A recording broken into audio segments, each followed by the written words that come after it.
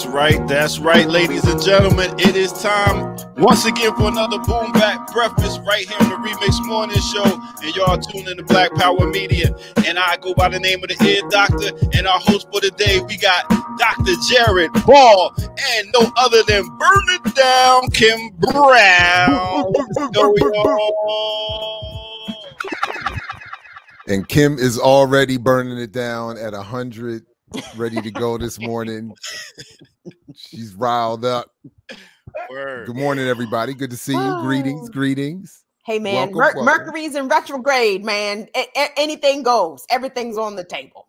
Is that how that works? Everything's on the table because everything's going to get misinterpreted anyway. All the communications are going to be slightly askew anyway. So you might as well say what you want to say exactly how the fuck you want to say it. So, right on.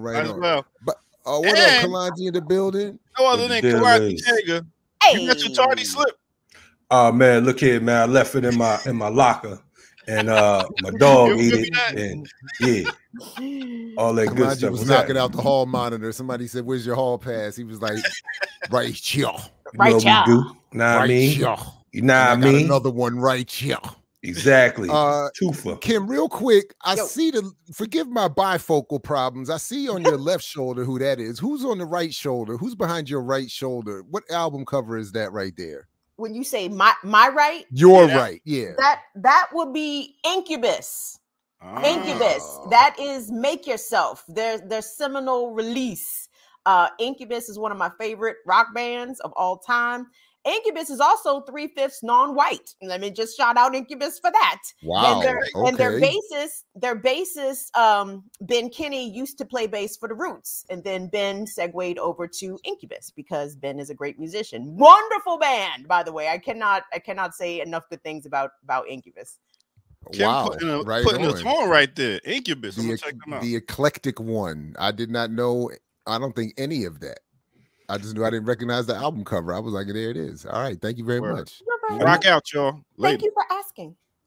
Yes, indeed. Yes, indeed. Thank you, Ear Doctor. Thank you. What's going on, good people? How we all doing today? Y'all sharp dressed and everything. I'm feeling left out. What's going on, man? I'm very much in a t-shirt. What? Yeah, I was gonna say my fly remix t-shirt. Okay. Rocking the Nationals. I am in my new birthday chair though. Okay, I thought you were going to say your birthday suit. I was about to say, brother, we don't know about all that, man. No. Hey, I said we may have some inquiries about that. Kalonji, speak for yourself. The ladies are. I'm just. Hey, no, it's all. There's no. What's his name? There's no Ben Steuben or whatever. There's none of that around here. Hey, man. When his name was it Steuben? What's his name? Who? Peter Toobin. Who was the one that? Oh, Jeffrey Toobin. Jeffrey Toobin. Oh, that well, one. No, we didn't want you to flash. None of that. None of that. You definitely didn't want that, brother. Fully dressed in my new, my new chair, which is because I don't know from the waist if up. Folks. Yeah, no, it's. I don't think got joked from my you. mailman shorts once. I'm not taking a chance again. Nobody wants to see your half-century loins, brother. Anyway, again, disagree because again, y'all 50-year-old dad bods. I mean, that's a whole genre right there. What's up, dad bods? Come on now. Yeah, dad bods in the building for sure. Look, come out centerfold for the new calendar. Thank you. Y'all should do a BPM dad bods calendar. We should do a BPM calendar. We should do a BPM calendar. I'm gonna oil up. I'm gonna oil it all up. Yeah, see your mama, brother. Look, look at that confidence Kamal Franklin got out here in his dad bod. What's up, Jared? What's up, Kalonji? Got no worries. No, I don't let Brooklynites talk me into problems anymore. Those days are past. That's what happens when you hit 50. Them Brooklynites can't get me anymore, man. Oh, listen, back in the day, them Brooklyn cats have slick talk me into all types. We need to do this. How much money we gonna raise for this? Kim, right? Hey, listen, in man. Fact, put me down for 3 calendars right now, Jeff. In fact, on the table. There is a blind spot in my historical memory that I could call a night in Brooklyn, where back in the day when I don't know if they still do this. Do they still do the I don't remember what they called it, where the Navy would pull into the pier downtown? Fleet Week. Fleet Week. All right, so we have Fleet Week. and for those who don't know, they show off ships, and the Navy pulls in, and we went to New York, we go to Boston, and they, you know, and they would always give you the announcements: don't go to Roxbury when you go to Boston, don't go to Harlem when you're in New York, don't go to Brooklyn. They would tell us all of these things, and of course, that's where everybody goes. And then you would have the party on the Intrepid, which is now a museum, an old aircraft carrier, and they would have a party, and they had a DJ. I don't know, it was dope. It was, and then people from the city come down. A lot of women come down to meet the sailors, and then we get taken out. And then all I remember is vague glimpses, and I don't think I went home with all my money. So something went down in Brooklyn. Nor should you. And all I can say, it was a night in Brooklyn. You know what I'm saying? Yeah. You know, we were sitting in the entertainment. Let's just say that, and we go collect. We'll collect once you next. But they're like, yeah, every summer there was like all of a sudden you see these cats in all white with their little, they're like pants. What's those flare pants y'all wear? There's no reason. Looking like Cracker Jack. Well, they boxes. Are technically there is a reason. There is a reason. Why? What is the technically reason? They're supposed to be the flaring or whatever, the bell bottoms or whatever, is supposed to be used as a flotation device should you end up in the water. It's supposed to be, there's supposed to be ways you can use them to tie off your. Okay.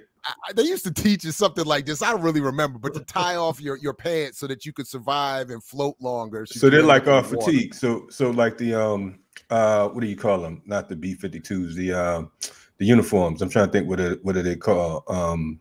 But yeah, that's why the strings and everything at the bottom of the fatigues and everything, the cargo pants and all that. Yeah, and the shirts. But we were young, and we had pockets full of money, and we were targets, clearly targets. Cats definitely was targets. Cats ended up in some problems. Like I got away lucky. There was a number of problems that cats ran into. Yeah, and the Marines, of course, had the dopest uniforms because when we used to see y'all, we used to call y'all lunch ladies because we was definitely gonna eat when we saw y'all coming through there with the white suits. You know what I'm saying? I believe it. I would feel the same way. Like if because you get all these, a lot of cats haven't been to these cities, don't know what's going on, haven't been outside the house, 18, 19 years old. You know what I mean? And you get your first couple of checks. You might have been out at sea for a couple months. You know what I mean? You come in and it's like, let's get into it. Somebody wink at you, smile at you. Next thing you know, you're in Brooklyn and your pockets are empty. I don't know. It's we're out in Brooklyn. It's weird. Hey, let me ask you a question, man. The crazy thing about what you just said, right? And not to be Debbie Downer, but I'm just saying the man said they used to have parties on an aircraft carrier. Look at what capitalism does, imperialism. They have you send off planes to go bomb folks, and then later on it becomes a museum and a club, you know what I'm saying, for your entertainment. That's it. Boy, I tell you, boy, you gotta love America, boy. What they have now, they have, I think it's relatively new, if I'm not mistaken. Now they have the Spy Museum in DC, and they have, so you can relish in all of America's, imperial and domestic terrorism. Yeah, absolutely. Ain't that American? So yeah. It's a beautiful thing. Somebody we know is building a museum in California, right? What they That's right down there in LA. Right, didn't he say it's on Crenshaw Boulevard too? Something like that? What did he say? Right across from Lamert Park. We discovered spaces. We discovered spaces. Was that it? I think that was. Didn't you guys already make your donation to have your names on the bricks of the new Tariq Rashid? All that money we got from Jared came in handy. That's what I did. That Navy money. That Navy money. You Jared's Navy money for it. Now I was in the other room orchestrating and counting all that. Exactly. Sending cats like me out there thinking like, yo, B, I'm telling you, we can do this. Get the hell out my face. He was sending cats like him out there. It was the old honey pot. I'm not a good honey pot because I talk slick to men. They don't like that. Hey Kim, listen. Those sailors, you know what I'm saying? You go out there with the red lipstick and some Uncle Nearest. You got them. Don't even worry about it. They don't care what you talk about. You know what I'm saying? Basically, that probably would have been true. At 18, 19, absolutely. They came back tomorrow with a ring. Jesus Christ. Who needs that? She said, "Who needs that?" Yeah, are you anti-marriage? Is it feminist or? Well, let me preface what I'm saying. I don't no disrespect to anybody that's married. Let me just say that. I can understand why someone would want to take a wife. I totally understand why somebody would want to take a wife. I do not understand why anybody would want to take a husband. I heard that. You say we're useless? No, I'm not even mad at that. Someone's got to take the trash out, Kamal. Someone's got to shovel the snow. That's true. The grass. My children are of age. I don't do any of that anymore. I'm living the life of luxury. I've been telling them something with little kids. Is eventually he's gonna be you doing this and the dishes and and I'm living. Yeah, no. Jared, but you don't make your daughters get out there and cut the grass, do you?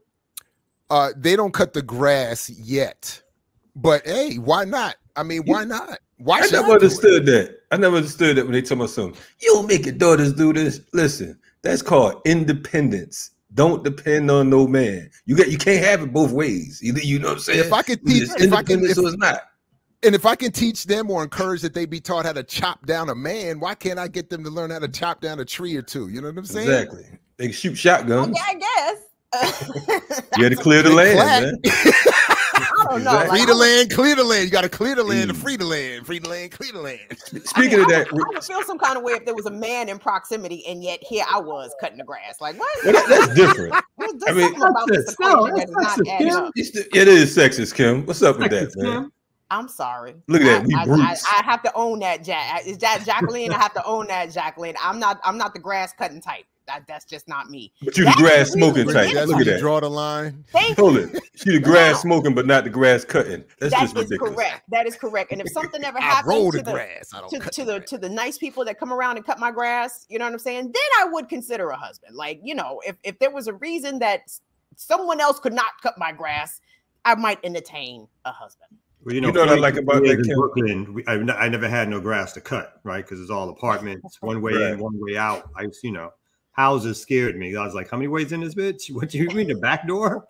People running in and out. Real. Front yard, backyard. Yeah, I was like, I'm not like, what? I never had to cut grass till I came to Atlanta either, man. And it was confusing because my dumb ass, I didn't know that at certain times you're supposed to cut grass. Me, it said I started like the middle of the damn day. It's like 199 degrees Fahrenheit. And I'm walking out there, this lawnmower, big ass yard. I'm like, this is some bullshit. You know what I'm saying? But then I learned after a while. I'm like, look, do that shit early in the morning. I hope you learned after just once. Oh, I did. Oh, trust me. Yes, sir. Oh, man, listen, like Kamal said. Immediately, I was hiring somebody.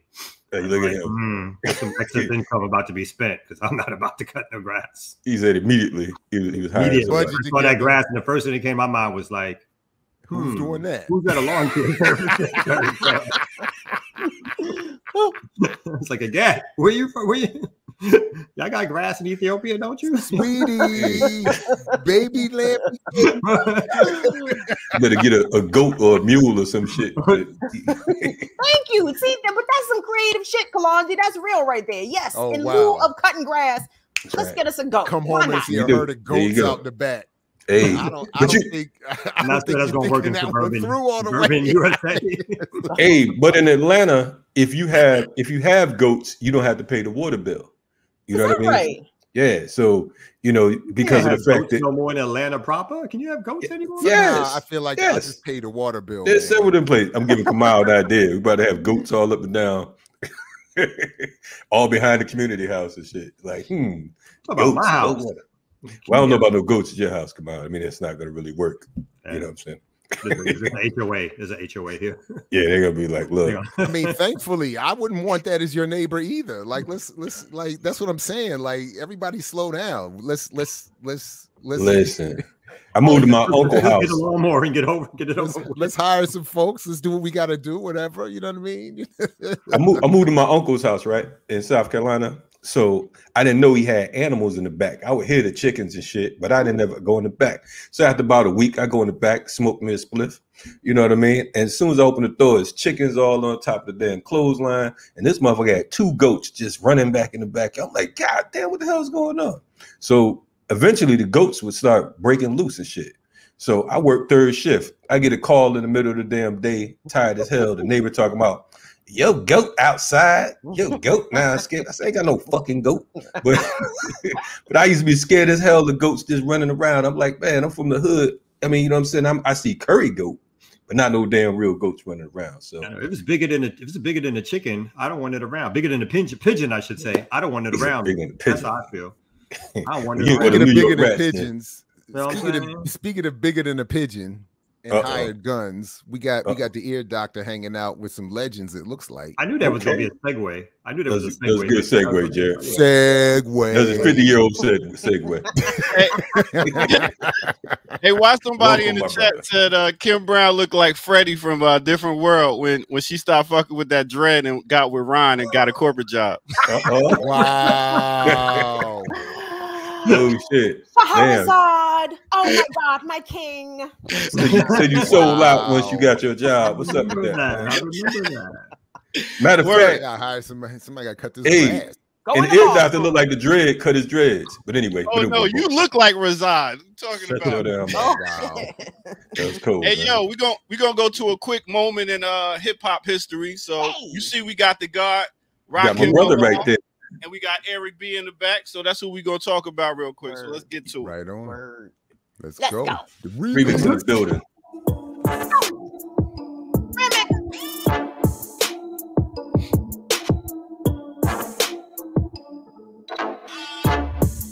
Yeah. What's good, everybody? Welcome out. This is another Remix Morning Show break. And I go by the name of the Ear Doctor. And please make sure you hit that like and subscribe button down there at the bottom. And also make sure you tell a friend to tell a friend every Tuesday through Thursday, 8 a.m. to 10 a.m. The Remix Morning Show is on. And go to patreon.com and drop some change in the bucket for Black Power Media. All right, now, so we talking about two of these guys right here. Now let's go back in time to a song that they did that was a classic, and it went by the name of Paid in Full. And it went a little something like this. Let's see if we can rock out. All right. Y'all hear that? Good. So this was a song that came out that was very special, and it went like this. Thinking of a master plan. It ain't nothing but sweat inside my hands. So I dig into my pocket, all my money spent and not the deeper. Still coming out with lint. So I changed my mission. Leave my residence thinking, how could I get some dead presidents? I need money. I used to be a stick-up kid, so I think of all the devious that I did. I used to roll up. This is a hole up. Ain't nothing funny. Stop smiling. It's still nothing move but the money. But now I learn to earn because I'm righteous. I feel great, so maybe I might just search for a 9 to 5. If I thrive, then maybe I stay alive. So I walk up the street, whistling this, filling out papers, but man, do I miss a pen and a paper, a stereo, a tape for me and Eric B and a nice big plate of fish, which is my favorite dish. But without no money, it's still a wish. See, I don't like to dream about getting paid, so I dig into the books and all the rhymes that I made.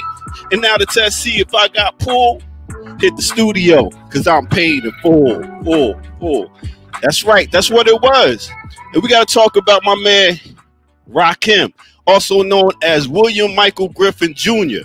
That's right. Why all Michaels is nice? Tyson, Jordan. It's nice with the mic, too. He came out known as Kid Wizard back in 1985. And his partner, Eric Berrier, they got together and did this song. They did production before that. And then they signed the fourth and Broadway Records.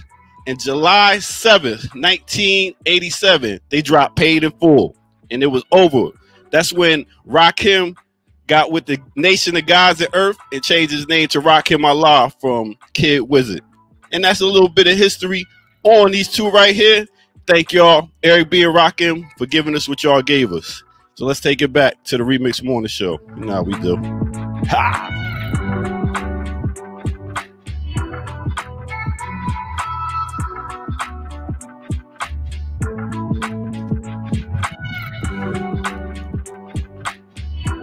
I love it. I love it. I love the impromptu remix right here live on the Remix Morning Show, people. Hey, it's in the name. Rakim We had to get creative with it, man. You know.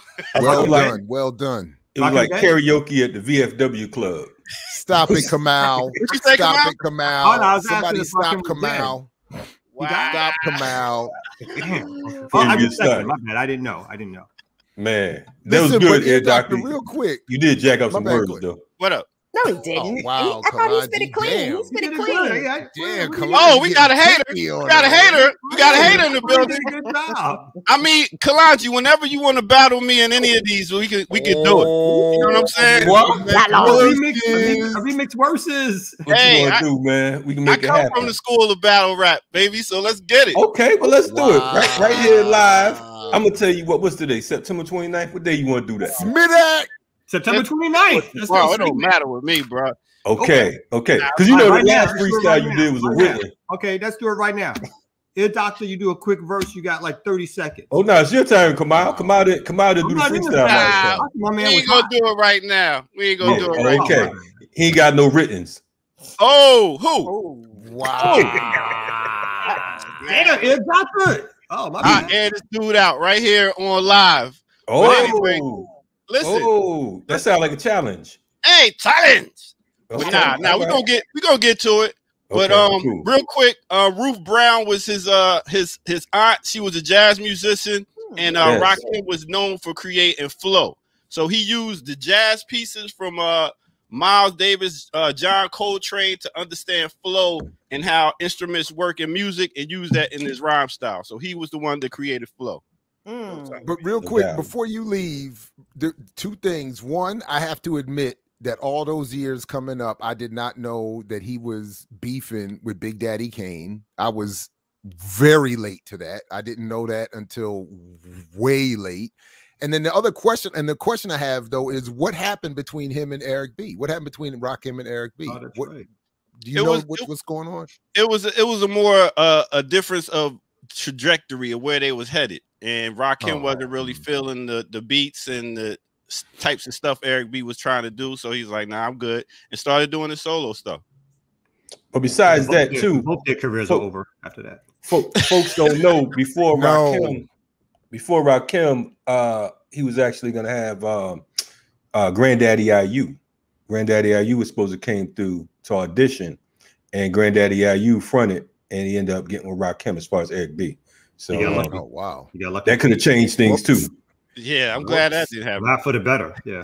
But Kamal, I don't agree with you. I don't know about Eric B as much, but Rakim definitely had a solo career. He had a couple of Minor even hits. classic Oh, joints. yes, he had the 18th letter, the master, and the 7th seal. Eric B and Rakim did Paid in Full, Follow the Leader, Let the Rhythm Hit him, and Don't Sweat the Technique. So Damn, go ahead. Go Yeah, ahead. I know. Yeah, Well, Doctor. goddamn, they must be And he top also had Rakim also had maybe the only, if not the most relevant, maybe the only relevant track on the Judas and the Messiah soundtrack. So I don't know about that. I was listening. Yeah. The girl he's the only came Her had a Who? banger on that soundtrack too. it was not more relevant or on point politically than Rakim's track. Okay, That's all I'm I go saying. there. Well, yo, that's the history for the day. I'll catch y'all later. Thank you, sir. Appreciate Hey, you know what? man. I had a correction from Minister Server. That was Freddie Fox, not Granddaddy IU. So Freddie, I wanna it stand was about to corrected be on it. Freddie Fox and Eric B. that would have been hell right there. You know what I'm saying? Yeah, that's a little different. I mean, look, yeah, I'm not going to yeah. say Bumpy is Rakim, but I was gonna say you gonna say that he better than Rakim? I'm not going to say saying that. I would but say Bumpy that he is not a problem, though. I mean, Yeah. you know, like it's not a problem to work with him. I would not have had a problem with that. Bumpy is. it would my have almost guy. been like G-Rap. It'd have been like G-Rap and Eric B. You know what I'm saying? Yeah. A whole nother level.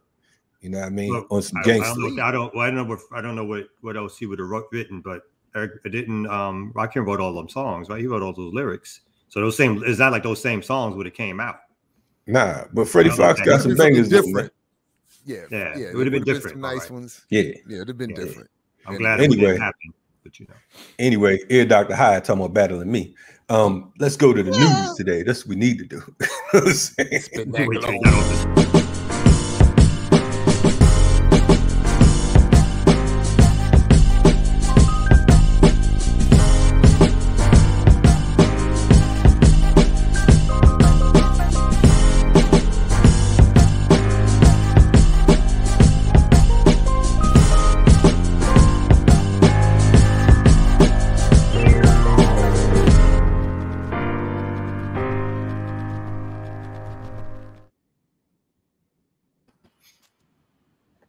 right on. Welcome back to the Remix Morning Show. Black Power Media. Indeed.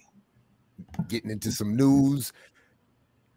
Do any of you want to go first, or am I jumping out there? What's you the jump out there? Because we got well, let's start with I mentioned it earlier. I think actually that was off air, but there's been some discussion in some spaces of a coming civil war, and one of the spots I do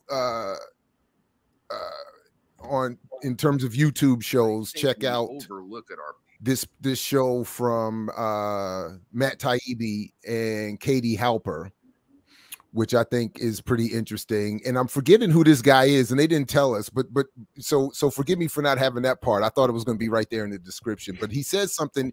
What they have him on, and the part that the reason that it's somewhat significant here is that they're saying he's the second guest in a row to predict a civil war. The first being the more famous former Pulitzer Prize winning journalist Chris Hedges, who is for slightly different reasons predicting another coming civil war here in the United States. And this guy is saying something similar.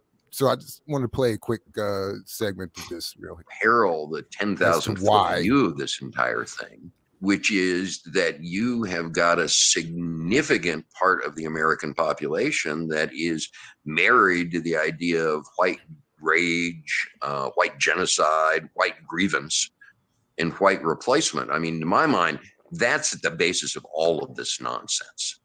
You know, that is the hard pulsing foundation on which this entire corrupt infrastructure has been built, is just blatant racism. And that they have built that into an entire extreme right-wing infrastructure with its own channels, and this is all anybody listens to, et cetera, et cetera, et cetera. But the terrifying part of it is that while we focus on, you know, the Todd Akins then, or the Mitch McConnells now, or the Greg Abbotts, or the Ron DeSantis's, or DeSanti, I guess, we overlook at our peril what they're doing. Yeah, they're pulling the strings. Yeah, they're the ones who are making money and getting political power out of this. But they're simply being reactive, and they're reacting to this giant toxic swamp at the bottom of this, made up of pissed off white people. You've got a well-heeled infrastructure on the very bottom, on the streets of almost every town in America, that's driving this.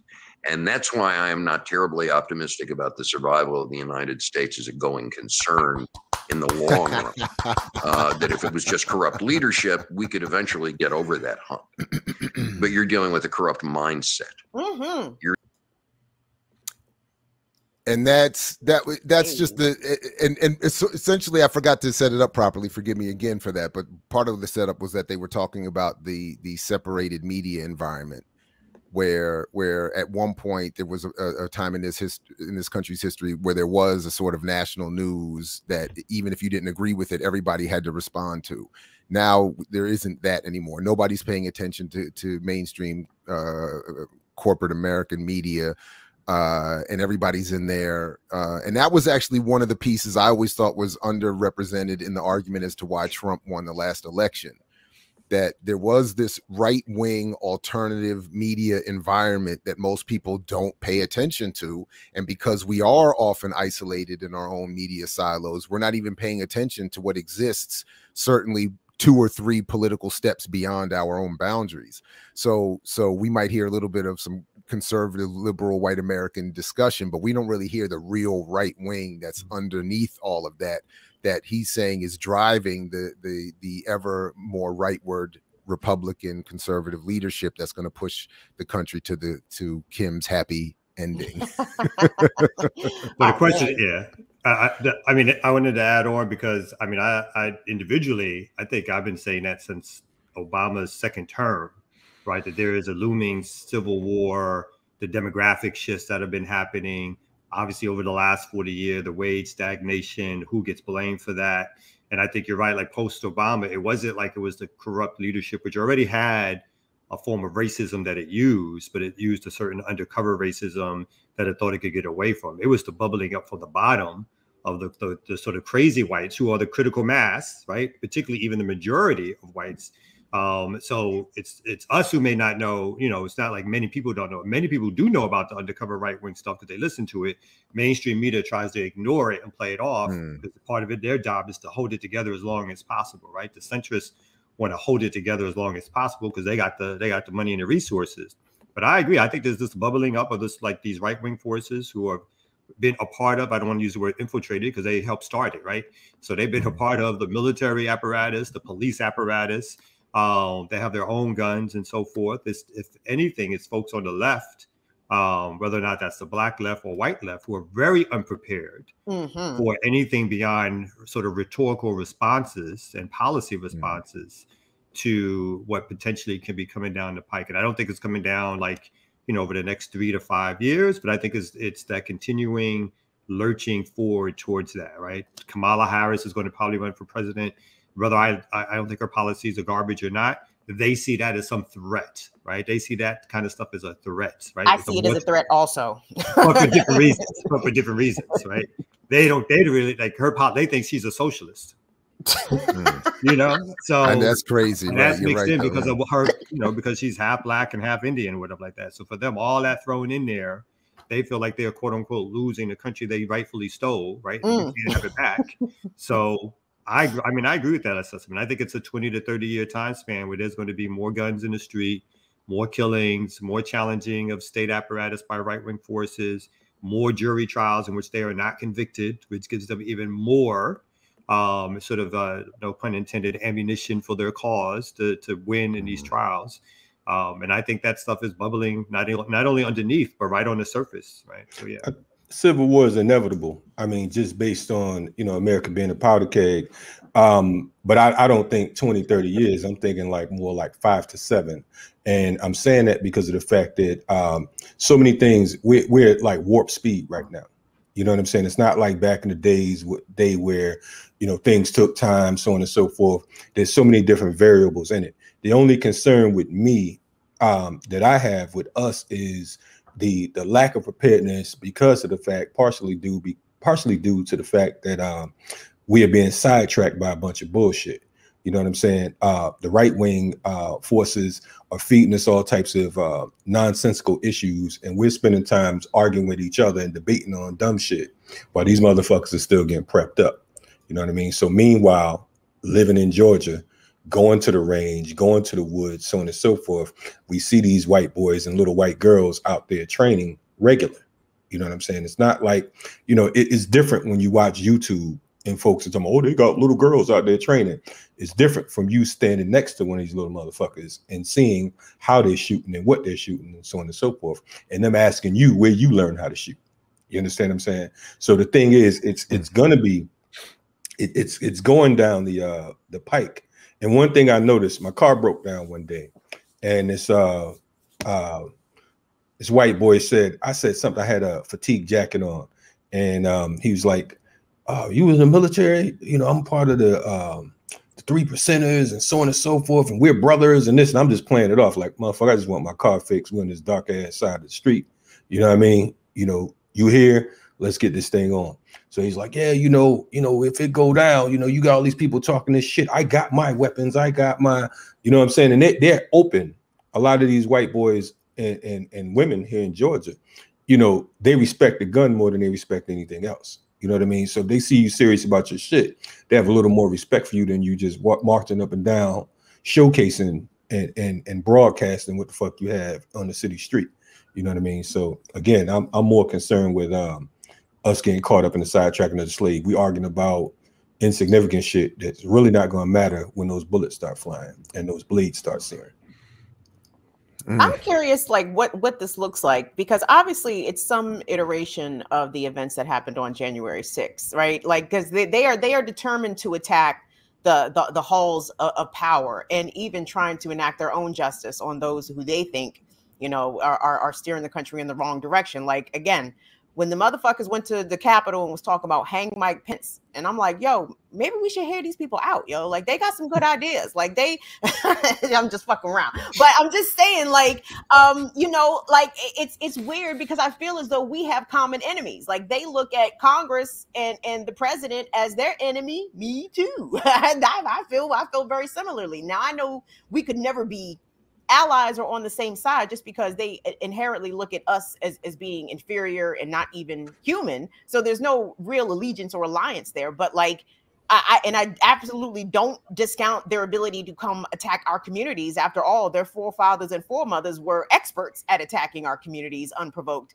and burning our shit to the ground, right? So I agree that we definitely need to get prepped up. But at the same time, you know, if they're going to be beefing with the cops and with the law enforcement apparatus, like that's some shit I'd like to watch. Like I'd like to continue to monitor that, because it's interesting to me. And again, I've said it before, those are my enemies fighting each other. So I could never disagree with that. Well, that's why I think the timeline is probably a little long. I'm sorry, go ahead, Jack. No, that's why I think the timeline. Oh, what's the timeline? I'll just finish it real quick. That's why I think the timeline is probably a little bit longer, because there is still, I think, there's still a strong state, right? Whether or not that state wobbles or still in the process of wobble, we still have a massive state with massive weaponry and so forth, which has not been peeled off at this particular time, which is ready to potentially fight right-wingers because, again, those who consider themselves to be more moderate right still see themselves protecting an empire that these crazy right-wingers are out to take over and destroy. So even if they have some common cause, the state is not necessarily depleted, let's say, to the point of there's going to just be mass rebellion and the state does nothing, right? I think the state itself is so powerful still that it's going to hold some of this at bay for a while longer until it begins to crack under its own weight of inability to satisfy anybody, right? And as we're seeing right now, sort of the confusion in Congress, the back and forth, the inability to, for quote unquote, compromise or to get something done or anything that improves people's lives, except to sort of continue to shove money up to the billionaire class. That will continue to happen. And I think it's going to be a little while longer before we see something that we can consider to be civil war actually taking place in the streets or whatever. But I want to, while we're on this subject and topic, this Saturday from 1 to 4, Warrior class will have a special training on Black Power Media. If you're in the Atlanta area, you can actually come through for free. You know what I'm saying? It will be from 1 p.m. to 4 p.m. There will be all types of different training, defense training, so on and so forth. If you're on site or on the scene, bring a claw hammer. We're going to learn some tricks of the trade, how to deal with things if you are not able to carry certain types of weapons or whatever, you know, sometime any tool will do. I think the one of the things that we do due to our lack of training and understanding of the physical side of things, we overestimate our enemies. We often think that because the cats are bigger or because of the fact they have larger amounts of soldiers or whatever the case is, you know, that they're somehow, you know, more of a threat or invincible. We got to keep in mind a lot of the folks who served in the military and who serve in building this particular infrastructure, they're in the hood with you now. You know what I'm saying? We was joking around with Jared. I'm sure there's some skills that he learned somewhere along the line that might be of benefit. If it ain't nothing but write down some notes. I was a glorified janitor. Oh, okay. Sorry. But they had to train good. You get to clean up the carnage. No, they did no? not. The Navy does not have to train you to do much at all. And what so no. So you get to clean the carnage then. So we understand your role. Unless it was like a real Mr. Miyagi, wax on, wax off, and I have some secret tech abilities that I don't know of from all that painting and scrubbing and cleaning. I was literally a glorified janitor who every once in a while was let to pick up, you know, a shotgun or a 50 cal or an M60, but that was just every once in a while. So it wasn't, you know, otherwise I was just guarding the armory and looking at the weapons. Okay. You know, well, at least you're honest, so we know, and that's important too. Knowing your role. You know what I'm saying? You bring Jared out there to do security or whatever, and all of a sudden he's like, "Man, I just control the mop." And then you like, damn, you came out here. I said patrol the hallway and you cleaned it, motherfucker. Like I say, why are we surrounded? Don't clean it. Why are we surrounded right now, Jared? But it's a clean hallway. The floor on which we are being mopped, it was clean. You know, hands up down the clean hallway. Somebody said the mop commander. How many of your fellow Navy personnel were thieving out of that same armory, Jared? Because we know. Oh, no question. Oh, no question. In fact, it was only by choice that I didn't leave with a box of grenades the day I left. Separated from the ship. It was just I just didn't want them, but I could have easily walked away with a box of grenades and I thinking back, I probably anyway, but. At the time I was this, but yeah, a lot of stuff goes missing. A lot of, I mean, one day I do want to tell the whole story. There's a lot to be said about that experience and a lot that you don't see in popular films or discussions of the military, including the use of those fleet weeks to deliver drugs up and down the East Coast. As well. There's a whole open air drug market being facilitated by the military. They don't even know it, or they maybe do. They probably do. But anyway, but the point is, definitely do. Yeah, but any terms of the weapons, all kinds of stuff, I mean, yeah, and we had control of the books. So if we had wanted to, miscount a cartridge of ammunition, it would have been easily done. And then when people would be attached, like at times when for instance, when the Navy SEALs would be on board doing whatever they were doing, they would have to put their weaponry in the armory. And that's a chaotic thing. They come busting in, aggressive, hostile on their way to and from a mission. And there's, guns and bullets flying, or, not flying, but being passed around and dropped off and this, that. You're supposed to count this and mark that. Who knows what's going on? So anyway. Remember, and we do know, by the way, I'm sorry, real quick. We do know that these white supremacist militias, their relationships, unlike what I was doing with the military, is very organized, and they do get a tremendous amount of weaponry and armament out of the military and into their own private possessions, one way or another. So anyway, that's just another thing to be aware of. Yeah, we talked about that a few months ago. Here on the RemiX, Associated Press did a expose on how so many guns were missing from the military and from the training yards, so on and so forth, and how these folks who were supposed to be guarding the ammo and the stash was actually making it out into the streets. And we got to keep that in mind. So many military grade weapons on the streets. They didn't just get there, because of the fact that there was a gun show and motherfuckers was like, yo, what you got over here? You know what I mean? So anything can happen. Anyway, it was just anyway, just something interesting we all should keep an eye on here. Do you want to go, Kalonji? Did you want to get to your story, Kim? I don't know if you had one, or should we just keep going? I have what I have is more of a topic and less of a story. So if somebody has like something like timely, like something that's currently in the news, and maybe there's a couple things. Let me just bring these up at least very quickly, because this was reported recently, just the other day. Federal prisons switch to scanning mail is a surveillance nightmare. And it's a story about a switch in technology in federal prisons that's just basically allowing prison officials, well, as it says here, over the past 2 years, dozens of facilities across the Federal Bureau of Prisons, or BOP, which oversees approximately 156,000 people and 122 facilities, have adopted policies of photocopying mail and withholding the originals from their recipients. Prison officials say that the change is an effort to stop drugs that are entering facilities by being sprayed on mail, which officials claim is affecting staff, though there is scant evidence of this phenomenon. Yeah, because of course, I mean, we all know how the drugs get into the prisons, and it's not because somebody's girlfriend is mailing it to them. Put it in group and sprayed it. Sprayed it down with methamphetamines. Like, yeah. Spray this with this. Baby. Spray this crack on this. Oh, Lord have mercy. Several incarcerated people told The Intercept that their legal mail has been opened and sometimes copied before it reaches them. Now, I don't know what that's supposed to have to do with drugs. Photos and cards appear blurred, pages go missing, and parts of letters get cut off, they said.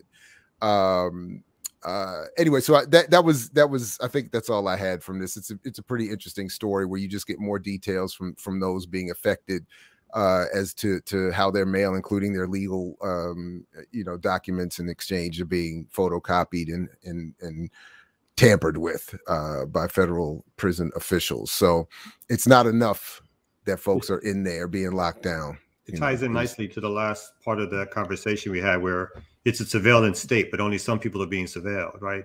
So the fact that grunts in the military can sneak out mass amounts of weapons, people can still get drugs all into prisons and sell them back and forth, but yet they have the technology, obviously, to watch everybody, to scan certain items. So it lets you know, only some of us are being surveilled, or they care about the surveillance of some of us, and others is sort of like, just don't ignore the videotape, or just don't put it on that night, or whatever it is, because there's no way that if there is, this technology which exists, which obviously does exist, could be used to stop these guards from bringing these drugs in, right? Then they would use it for that, right? Another story we're going to talk about a little bit later, talked about the Haitian gangs and how part of the issue that's happening in Haiti is that mass amounts of firearms, military grade firearms, have now made their way to the street. Whereas, 5-10 years ago, none of that existed in terms of what gangs could get their hands on. But somehow the whole state apparatus of Haiti has missed it, right? But, and now these gangs are on the verge themselves of not only being a player, but potentially even being in a position to take over the state, right? So it's all this surveillance that only is applied to certain realms, to certain people, to certain organizations, to certain ideas, and the rest of it gets to skate. Right. But I'm sure in the conversation that is going to be had next hour on this issue, we're going to hear about the mass warehouses and gun manufacturing factories that these gangs are operating behind their hoods that are completely also in their backyard. In their backyard. That's how all of it. Hooch and hollow points. Yeah, you know what I'm saying? Licking hollow points in the backyard. Right behind it, right around the tent. Right behind it. Yeah, they right there. That serves as the house. No one can see them. But, it's ill because of the fact that this is the point when the environmentalists, and we have to be savvy with our organizing. The environmentalists is supposed to step in and say, listen, man, all of these fucking trees that are being cut down so you can scan these letters, you can give these folks or whatever. You know what I'm saying? All the electricity is being used, all the, the ink, so on and so forth. You're totally destroying the environment and destroying the planet, all because of the fact that you're saying that some cat from the hood got his girlfriend to spray some some perks on the damn on the ink, and that's supposed to. I mean, this shit is crazy, man. It's like we have no type of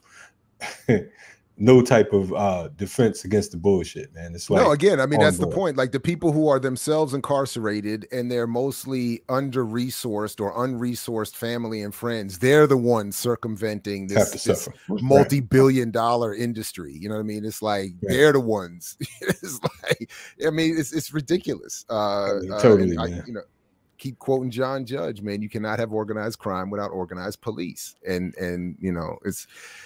Hey, but speaking of efforts against organized police, this story just was broke, and it's something that I definitely want us to continue to get into at some point with some more substance here, and we'll look to invite folks involved. And but this story came out in the Guardian yesterday, or just the other day, sorry, over the weekend, about disenchanted MOVE members have quit the Black Liberation Group MOVE. I'm not thrilled with the language here in the Guardian from Ed Pilkington here, but in terms of calling, just the reduction of MOVE to a cult, we all know what that means in terms of the language of the press. But 3 top figures say that the organization became a cult and alleged girls were pressured into child marriage. So I have been listening to Mike Africa's podcast. He does refer to MOVE as a cult. So I recognize the contradiction here, but I'm just saying in terms of how it gets played in the broader press, I know what that's going to mean. He at least is offering some context. his podcast, but for those of us who have been, associated in terms of following or supporting or whatever move, this is just disturbing. And so that's it. I don't have anything else. Yeah, I don't know what else to say about it. It's real. I mean, this is, I mean, damn. I mean, this has been such a horrible year for Move. I mean, it's been a horrible several decades.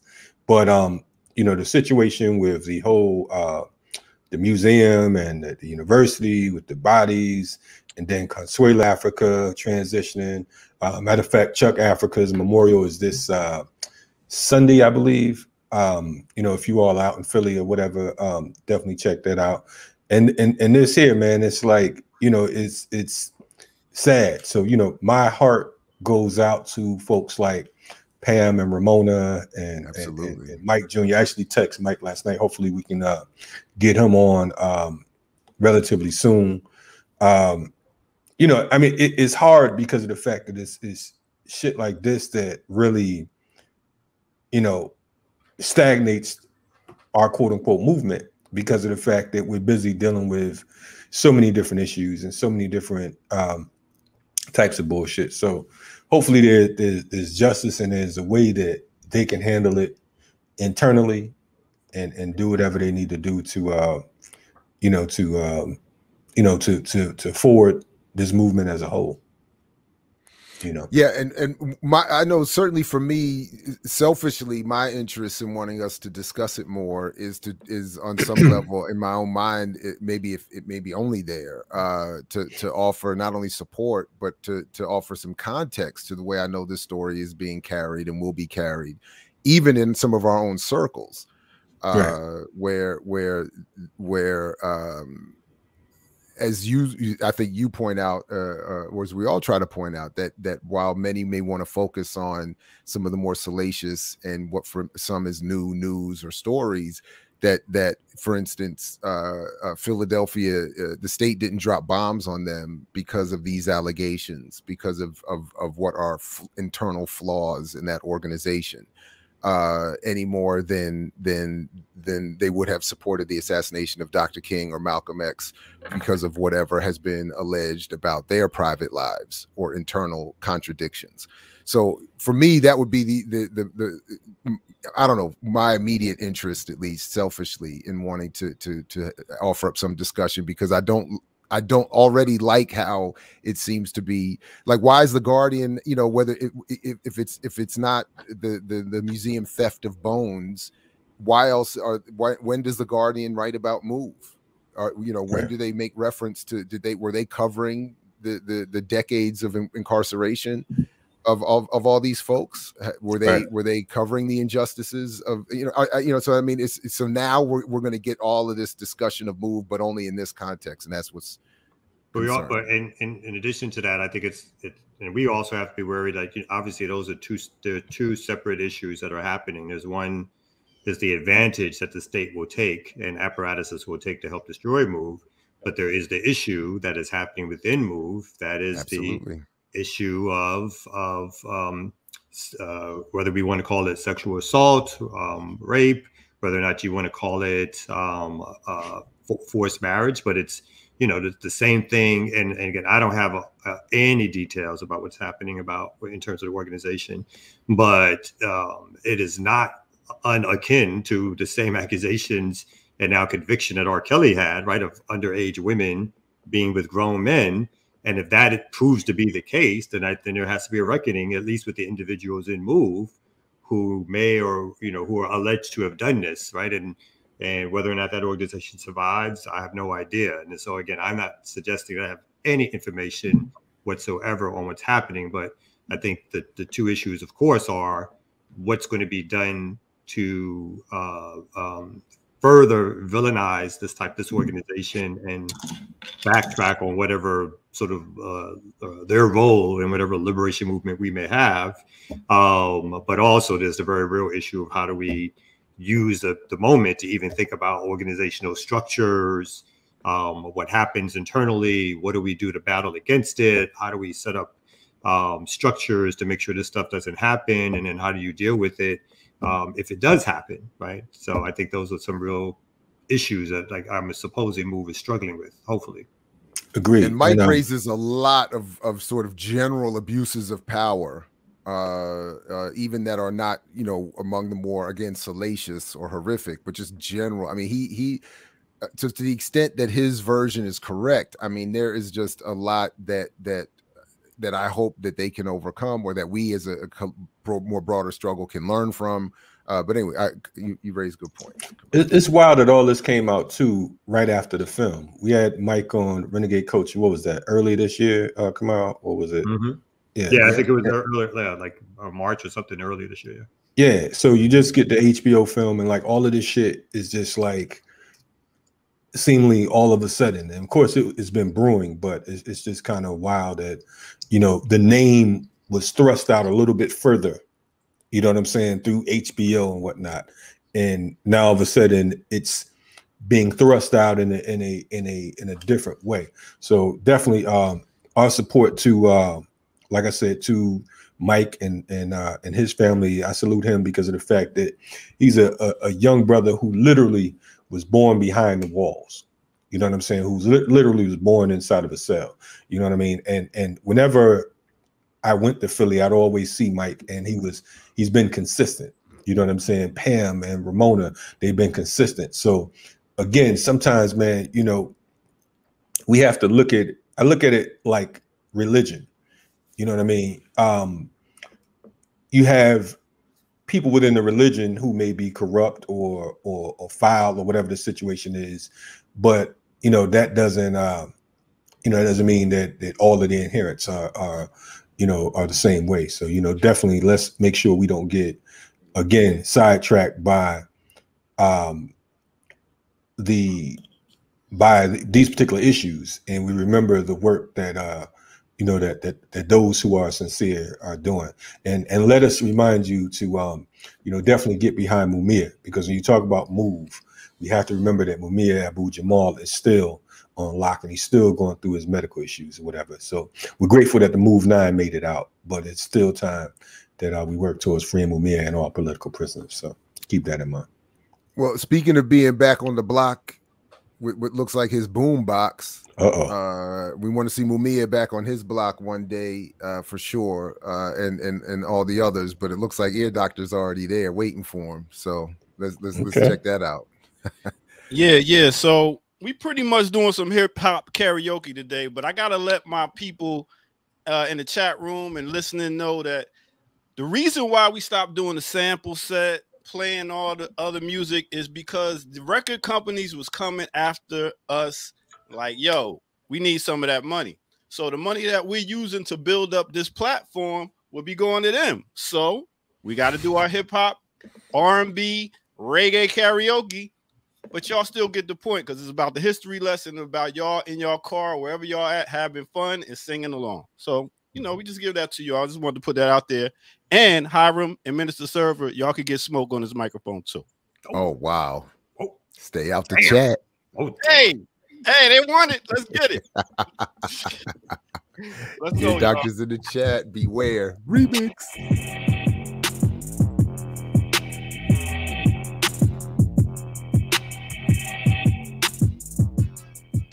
Yeah. So right now in this hip hop history time, I'm going to take y'all back to a time which was around 1985, 87. Oh man, this was LL Cool J, other known as James Todd Smith. You know him right there. So we're going to talk about one of his singles that dropped back in 1985, November 18th, which is my birthday. Big up Scorpios out there. Yeah, so let's get to it right here. With that said, let's rock out some radio. That's cool? All right. So this song right here was one of the first love songs. One of the first. Not I Need Love. This was a love song for the radio. It went, My radio, believe me, I like it loud. I'm the man with the box that can rock the crowd. Walking down the street with my hardcore beat while my JVCs vibrates the concrete. I'm sorry if you can't understand, but I need a radio inside my hand. No need to offend other citizens that I kick my volume way past 10. My story is rough, my neighborhood is tough, and I still sport gold and I'm out to crush. My name is Cool J, I devastate the show, and I couldn't survive without my radio. So that's what it is. Like I said, this came out in November 18th, 1985. It was produced by Rick Rubin. And like I said, it was a love song to the radio. So before I Need Love, he already on his first album did a love song, or it was for his radio. And a real quick tip, LL Cool J was 16 when he first produced his own demo tape. 16. His grandpops gave him some money to get turntables, amplifier, and a mixer, and he made it happen. Sent all his demo tapes out to the record labels. Def Jam got it, and this was one of the first Def Jam full-length albums. Radio. And that's your story, your hip-hop joint for the day. Now let's take it back to the Remix Morning Show. You know how we do.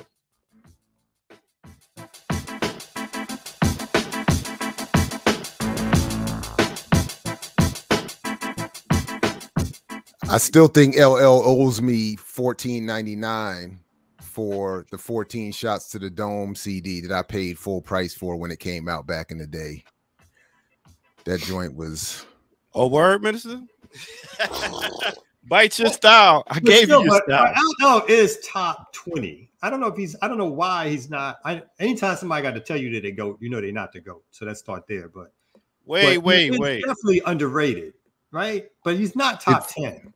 Top 20. Yeah, he is. He is. Top 10 or top 20? 10? He's definitely top 10. If you're going to talk about... Top 10.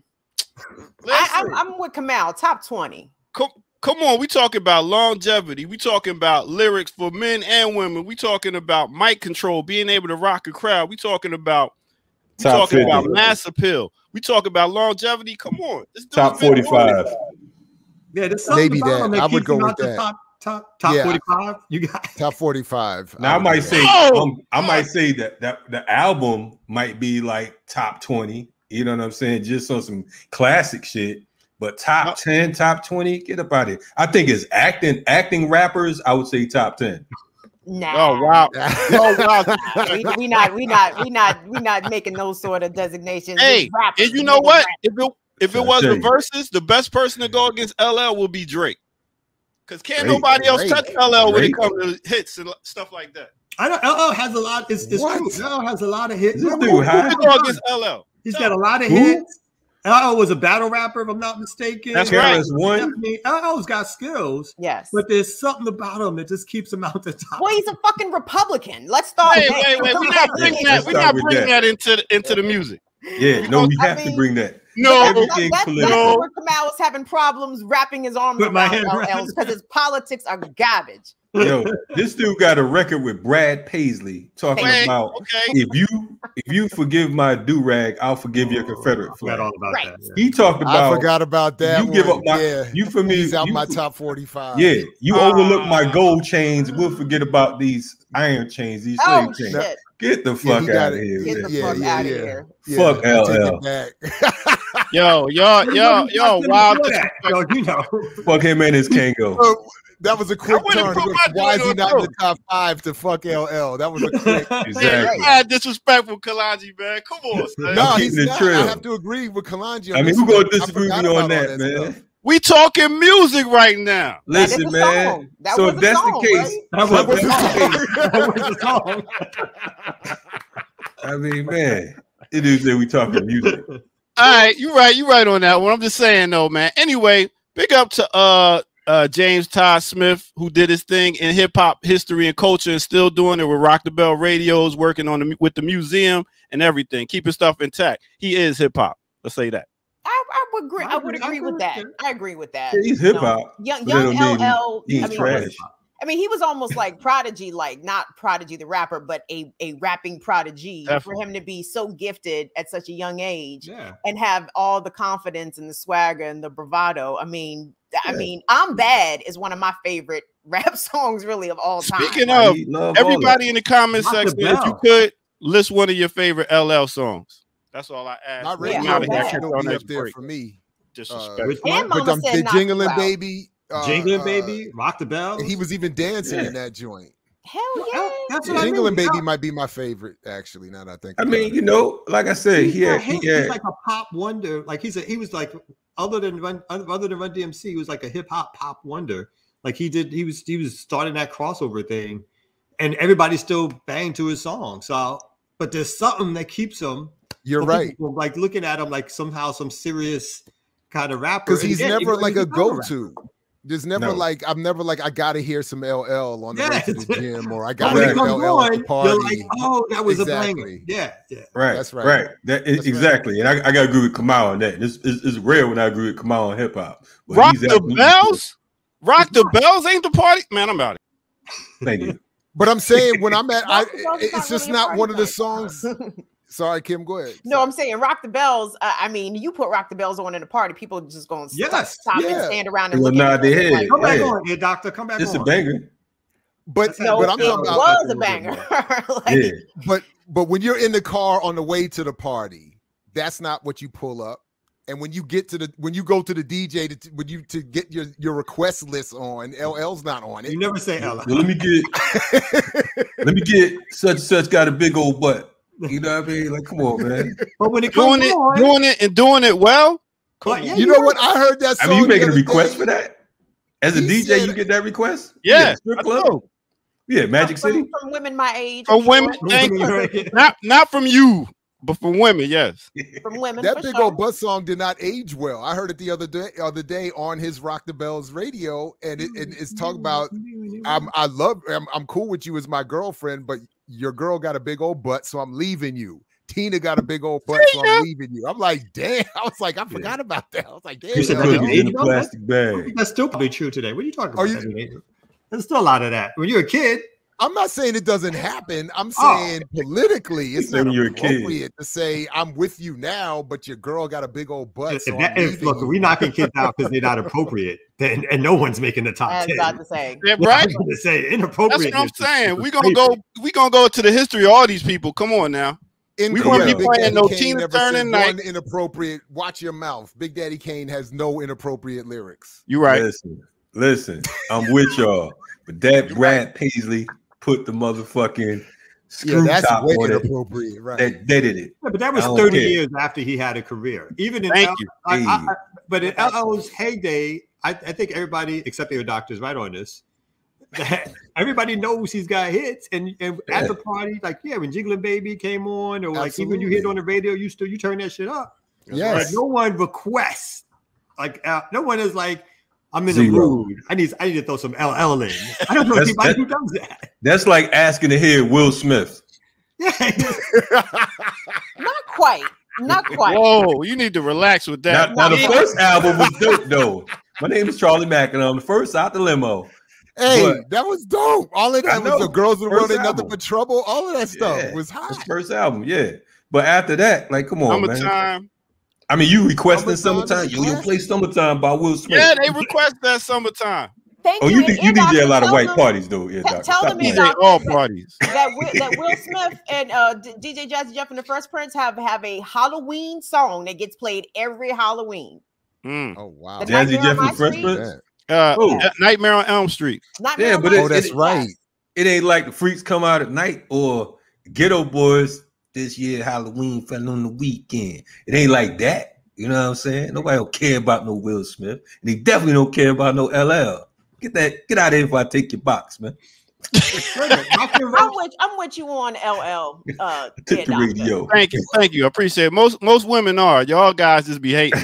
Made it. You didn't put him in her Oh, top. wow. You didn't put him in her top 10 either. What are you talking about? Exactly. I did say top 20 though. I Kim, stop selling think out. LL can earn a top 20 spot. Top Because 20. again, I'm I bad. agree. Like again, I put myself like in the shoes of LL Cool J at 17 years old, writing a record like I'm Bad. Like y'all need to go back and re-listen to I'm Bad and like how very lyrical it is and how Kim, well he delivered it. I agree. You with Kim. said when you was 18, 17, 18 Kim. or 19 he's number 18 or 19 on the list. 18, I think he's 19, top what 20 list? rapper. Actors? I think he's top 20. No, Actor, I think rappers? LL was a top 20 rapper of all time. He's got too many bangers. Top 20 actor rapper.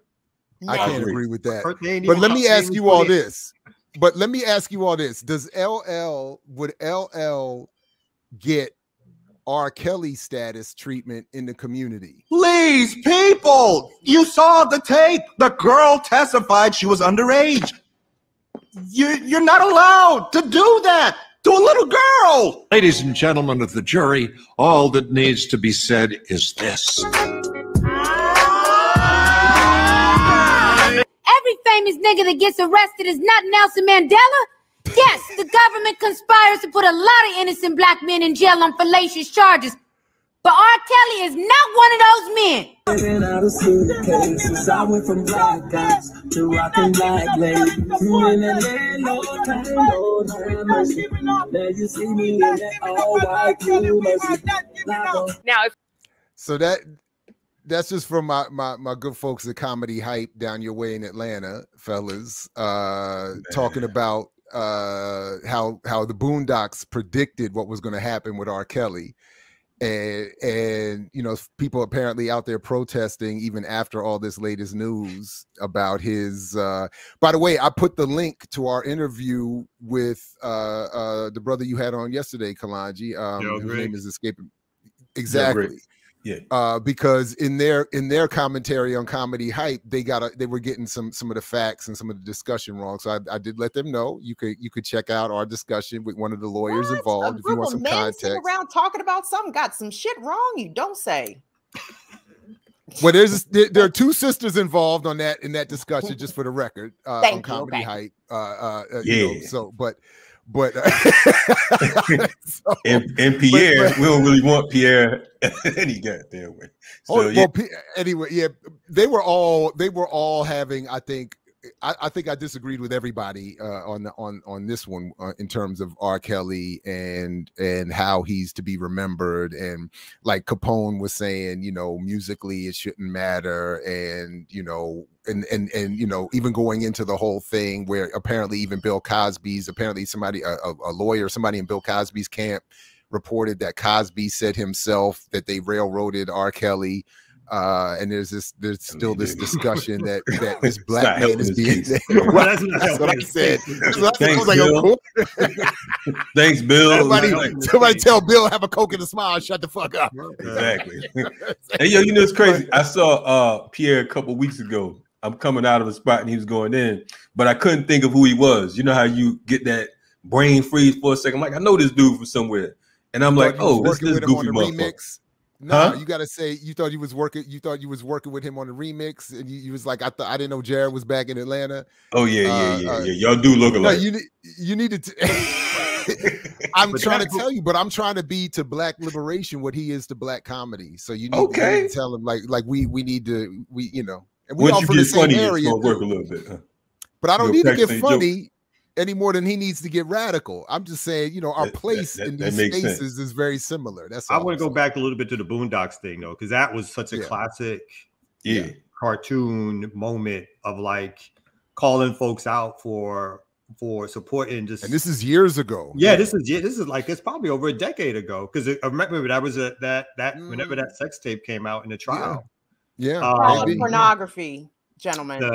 The child pornography. You're right on that, Kim. I think thank you for continuing to call that out. That's right. The child pornography tape, and the fact that he got acquitted in spite of all those facts, and in spite of the fact that it was not even in spite of the fact that it was a majority, if I'm not mistaken, black jury that allowed it to happen, and how we again, you know, the message is like how we overprotect, right? How everything is what the white man is doing to us. And obviously there's truth in that, but it doesn't mean that we got to forgive, forget, not punish people who do things to our own folks in our own community. Like, so that, I mean, that was, even then, obviously they set it up and it was funny as hell because of how they did it. But it was really accurate. It's like people just forget all that shit because the music was banging, and no one says his music ain't banging, right? Everybody, like, people love R. Kelly music, right? He's a great musician, particularly back in the day. You know, he's probably sort of an idiot savant when it comes to music, but it also doesn't mean he's not a child pedophile. So, you know, when R. Kelly was acquitted or found out guilty behind those child pornography charges, I was in Chicago that day, the day that the verdict came down and he was found not guilty. And I was listening to the Heritage Urban radio station in Chicago, V103. And at their noontime mix hour, what did they lead the mix off with? Not Guilty. The song with him and Jay-Z that they have together called Not Guilty, and they ran it back.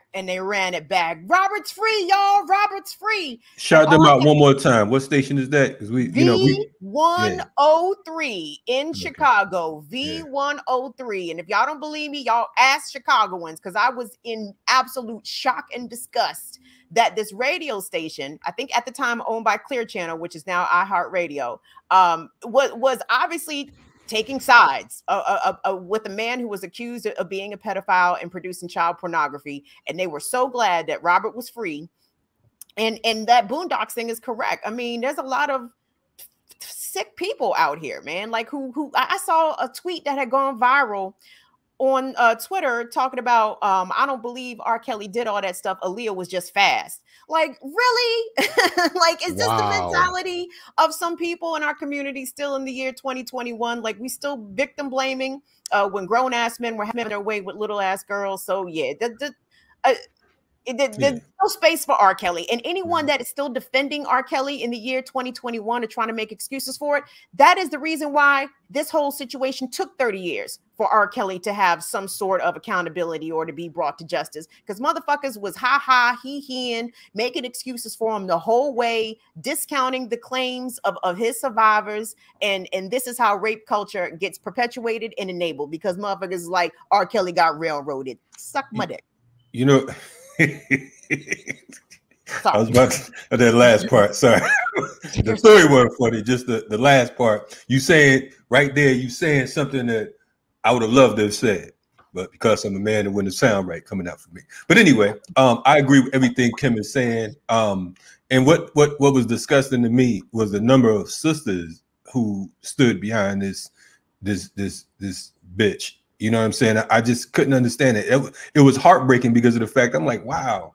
I mean, you of all people, you should be most insulted. And for the record, I don't care, you know, because Kamal mentioned that, you know, like people doing shit to their own people. I mean, I don't care if he's doing it to white folks, to whoever the fuck. I mean, you know what I'm saying? I got a problem with pedophile, rapists. I don't give a fuck if you fucking with a dog. You know what I'm saying? It's just like, I mean, the shit is just, you know, I mean, it's disgusting, it's inhumane. But it's wild. It reminds me of the footage from years ago where I think I saw it in a Bell Hooks discussion or about in the aftermath of the OJ trial, where they had footage of women who are literally in a home for battered women cheering his acquittal, and just to show the juxtaposition or the way race could be played against gender or class or whatever at certain moments. But that was the first thing I thought when I saw this sister out here, you know, defending R. Kelly. You know, if that was a protest, I mean, I don't want to just pick on her or it's okay to pick on her. You can pick on her. Well, for me, it's easy to say, like, if you all were hosting something for Jamil Al-Amin, she wouldn't be out there saying, you know, free Jamil. She, you know, she'd be like, who the hell is that? I'm turning on my R. Kelly.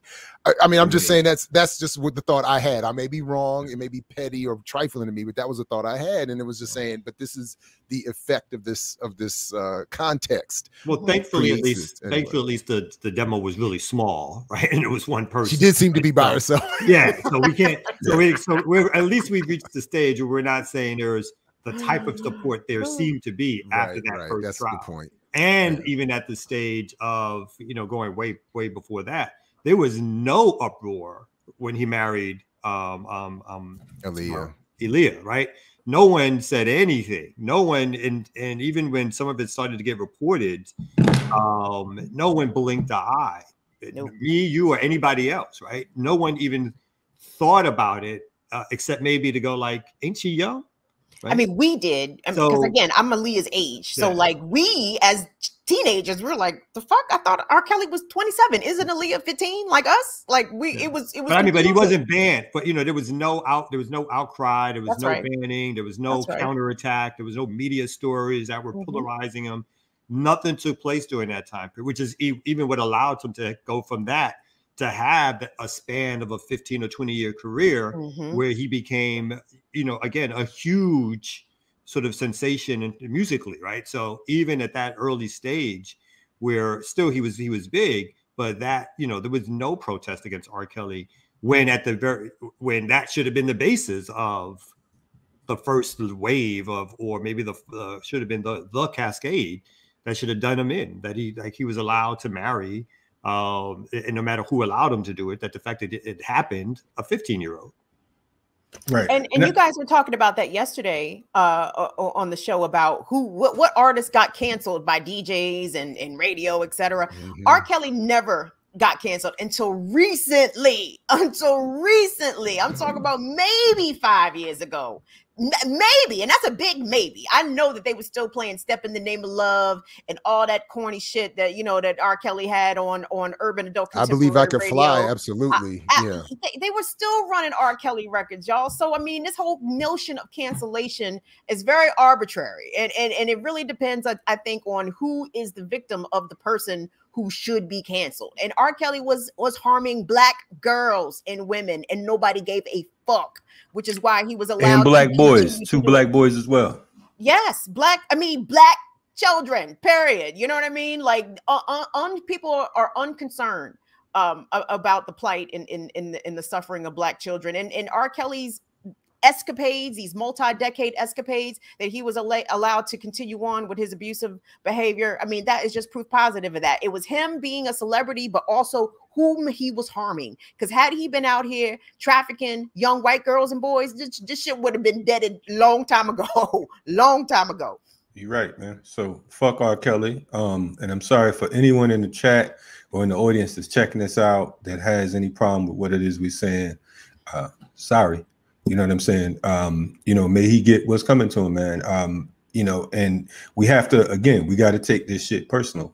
You know what I'm saying? Like Attorney Griggs said yesterday, it's not about he say, she say, it's what the DNA say, and it's what the evidence says as well, the video, so on and so forth. So you can't just come with that bullshit about, the girls was fast and where was the pants. All that shit sound good in the grand scheme of things. If a 15-year-old is fast, that's why you have adults around to slow her down. It's not damn right. Participate and add to the I mean, that's the whole point.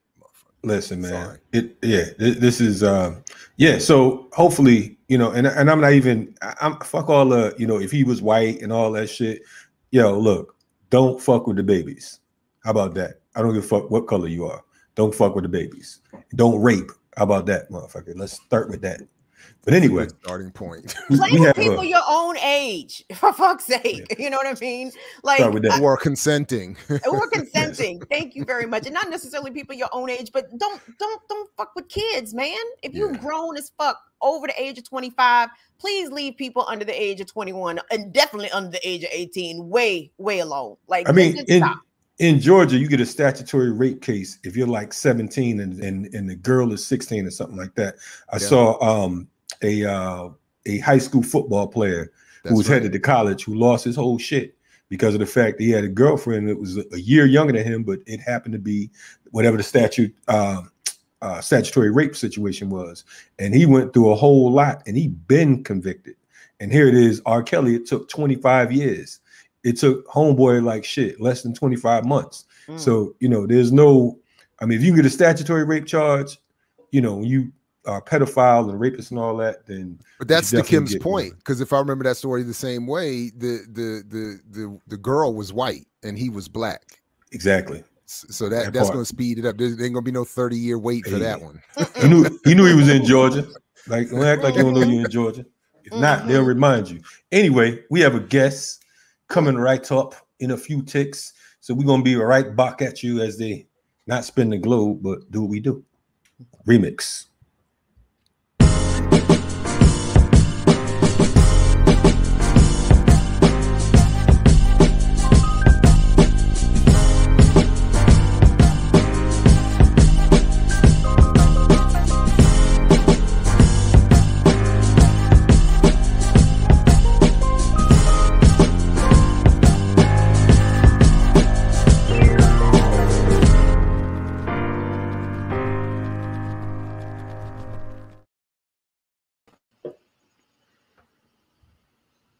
What's happening? Remix Morning Show in the building.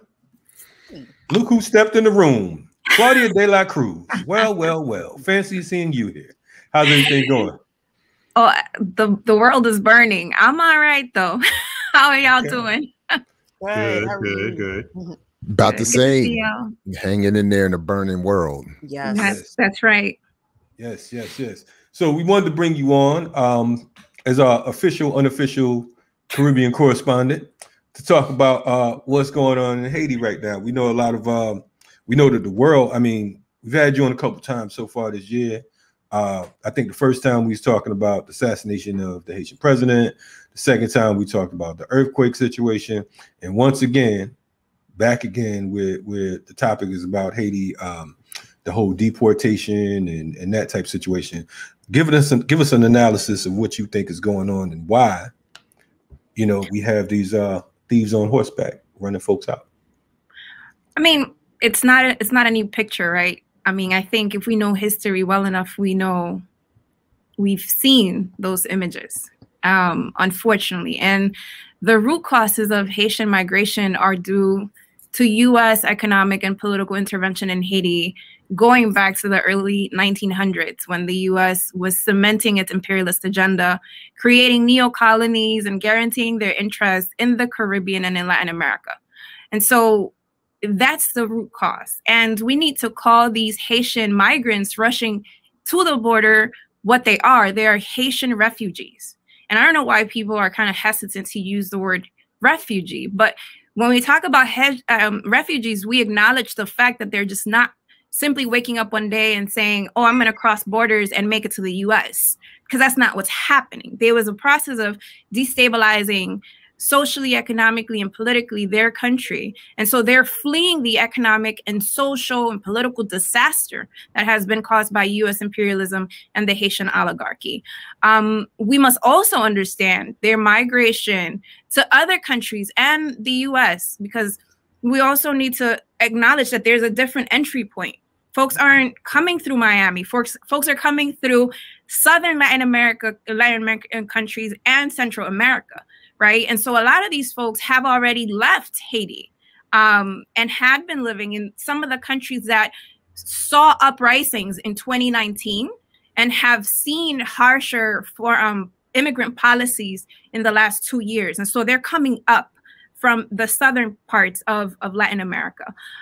It's important to see this also as a matter of human rights. And I think, you know, we need to reclaim the definition of human rights that our radical traditions put forth: the right to self-determination, to having access to the most basic human needs, to live full and dignified lives in peace and absence of war. And war happens in many different ways. People talk about hybrid wars these days, where it's not only foot on the ground, right? It's not only occupation, it's also through false narratives, is also through legal means like lawfare. And so understanding that human beings have the right to occupy their territory in a dignified and peaceful way. And the United States is one of the biggest violators of human rights in our homes here domestically and out in the world. One of the biggest violators of human rights. And so as people living in the United States, we have much more of a responsibility. And I don't like the term of holding our government accountable because they're not accountable to us, period. They've never been. They're accountable to big corporations. They're accountable to the elite of this country. And so we need to go beyond that and think about how do we uproot the system of imperialism and capitalism that allows for the foreign policies that are established by the Democrats and by the Republicans to cause the migration, this forced migration of human beings. And like for the purpose of time, because I'm talking a lot, and because we live in like the U.S. state of amnesia, because we forget shit often, I want to highlight some things that I think are important to get a clear understanding of why Haitian refugees at the border, and by the thousands, because it's not like hundreds, it's by the thousands. In 1991, we need to remember there was a coup d'etat. In 2004, there was a U.S. coup d'etat also against the popularly elected government of Aristide. The U.S. intensified its presence in Haiti with its military back then. Right? The UN brought in also military that was composed of different soldiers from different parts of the region. Deeper economic and political crisis came after 2004, corrupted US-backed governments, complete destabilization of Haiti. Right? We also need to remember that Guantanamo Bay, all this talk about, oh, Guantanamo Bay soldiers are now going to be in need to learn Creole. Well, that's old news. In the 1990s, Guantanamo Bay served to hold Haitian asylum seekers. Like, it's not new. They're going back to practices that are part of the U.S. imperialist history. In 2010, there was the earthquake that plummeted an already weakened infrastructure. And when I talk about infrastructure, I'm not only talking about buildings or roads, I'm talking about socially, economically, politically, like I'm mentioning. And so the country didn't fully recover. And if we go back to just a year or 2 years back, people have been on the streets since February 2019 because of the miserable conditions that folks have been experiencing. You know, the United States' only interest in intervening was to crush down the possibility of rebellion in Haiti.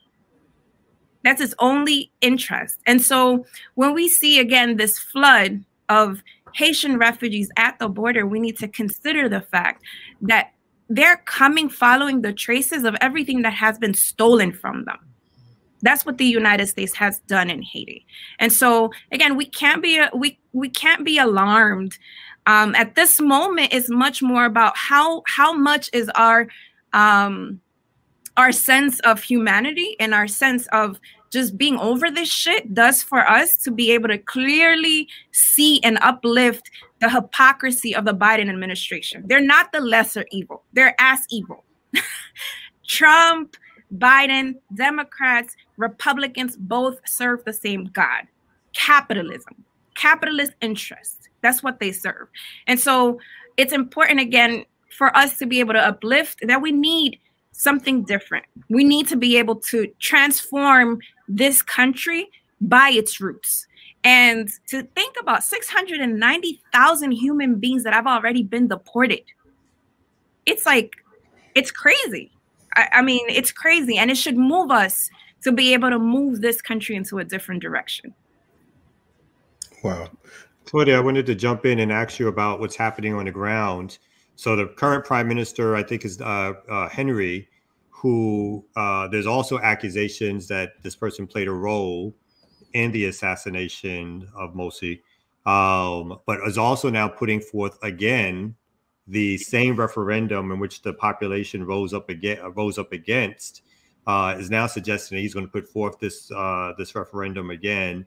And part of the referendum, if I'm understanding it correctly, is around, speaking of capitalism, is relaxing again more laws or legislation around who can own land, which again seems to be something that the United States / the West is pushing for the corporations that have some interest in Haiti, so that they can become bigger landowners.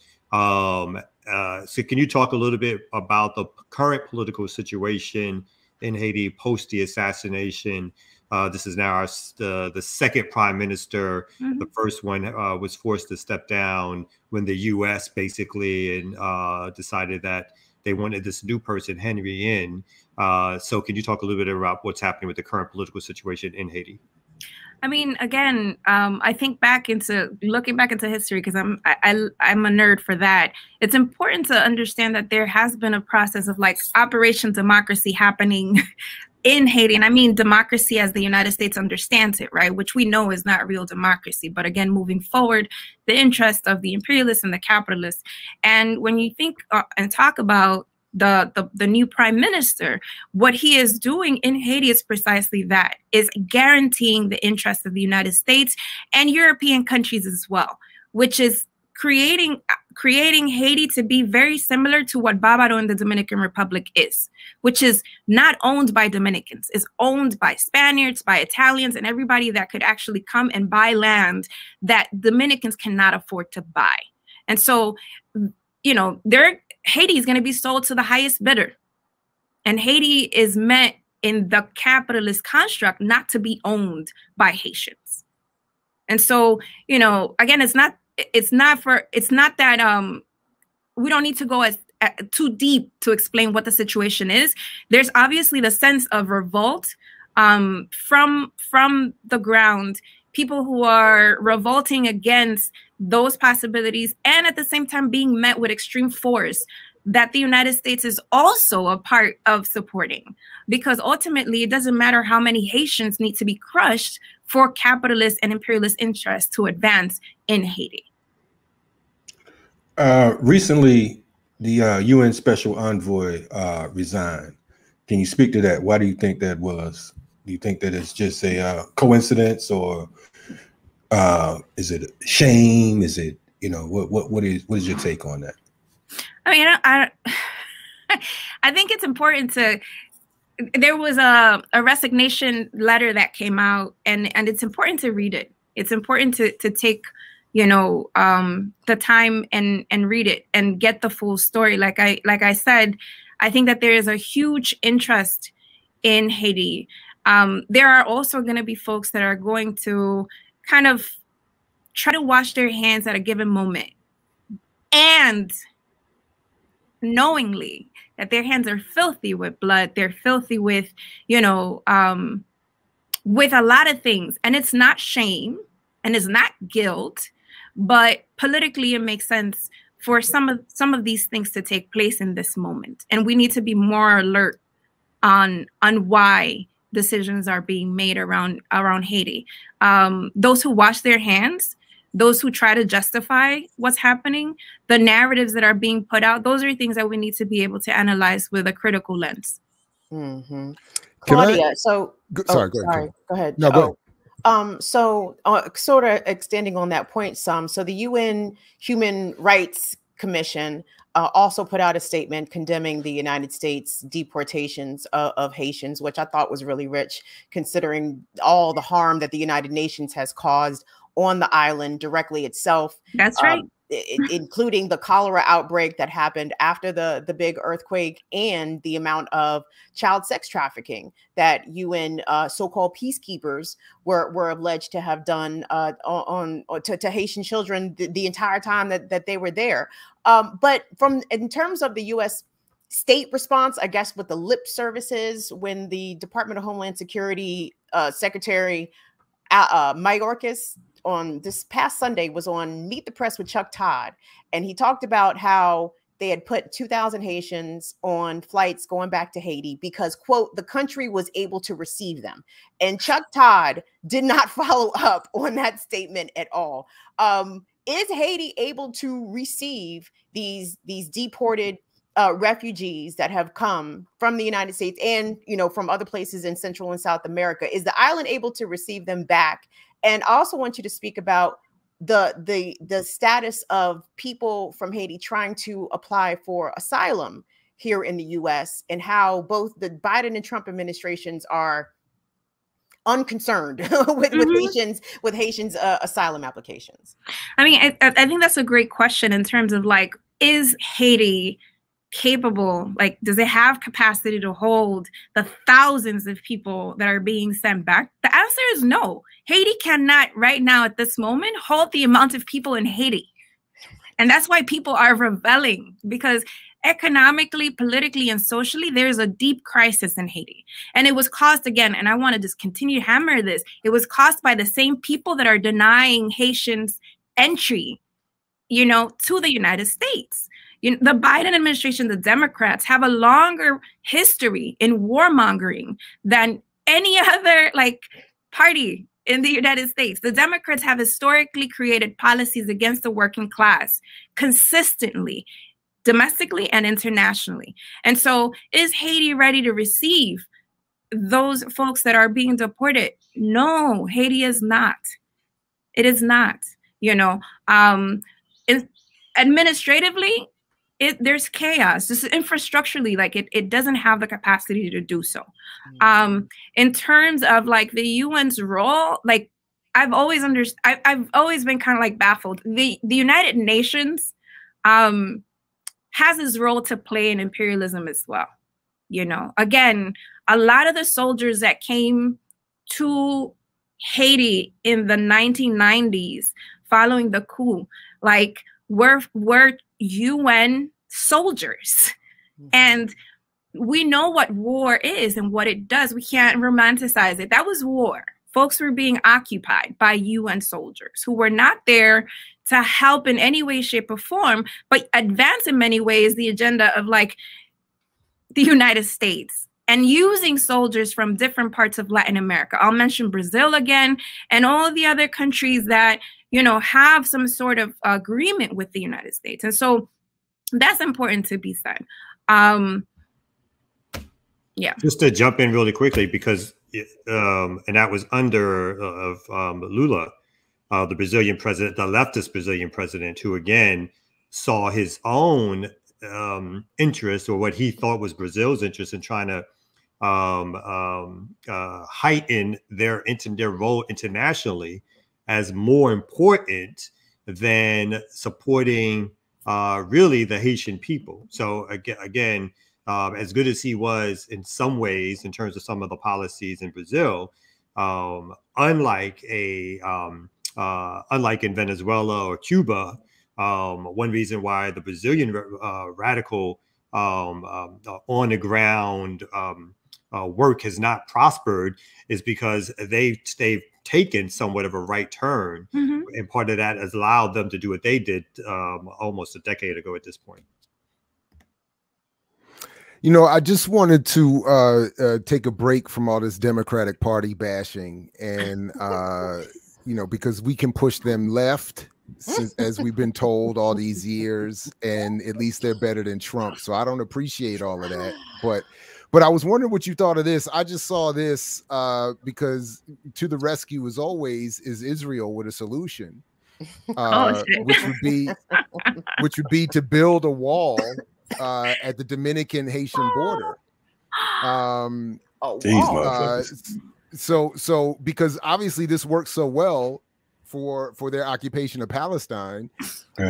So the ambassador of Israel in the Dominican Republic, Daniel Biran, said that about 3 weeks ago, his country presented its interest in participating in the tender for a technological wall. Of course he would. Haitian border. So I don't know if you saw this good news, but the solutions are there. If you would just stop bashing the Democrats, they will work with the Israelis and solve all these problems. And they can build Trump's wall. Your people, the Democrats, the Israeli, all of them, including Haitian oligarchs, are okay with that solution.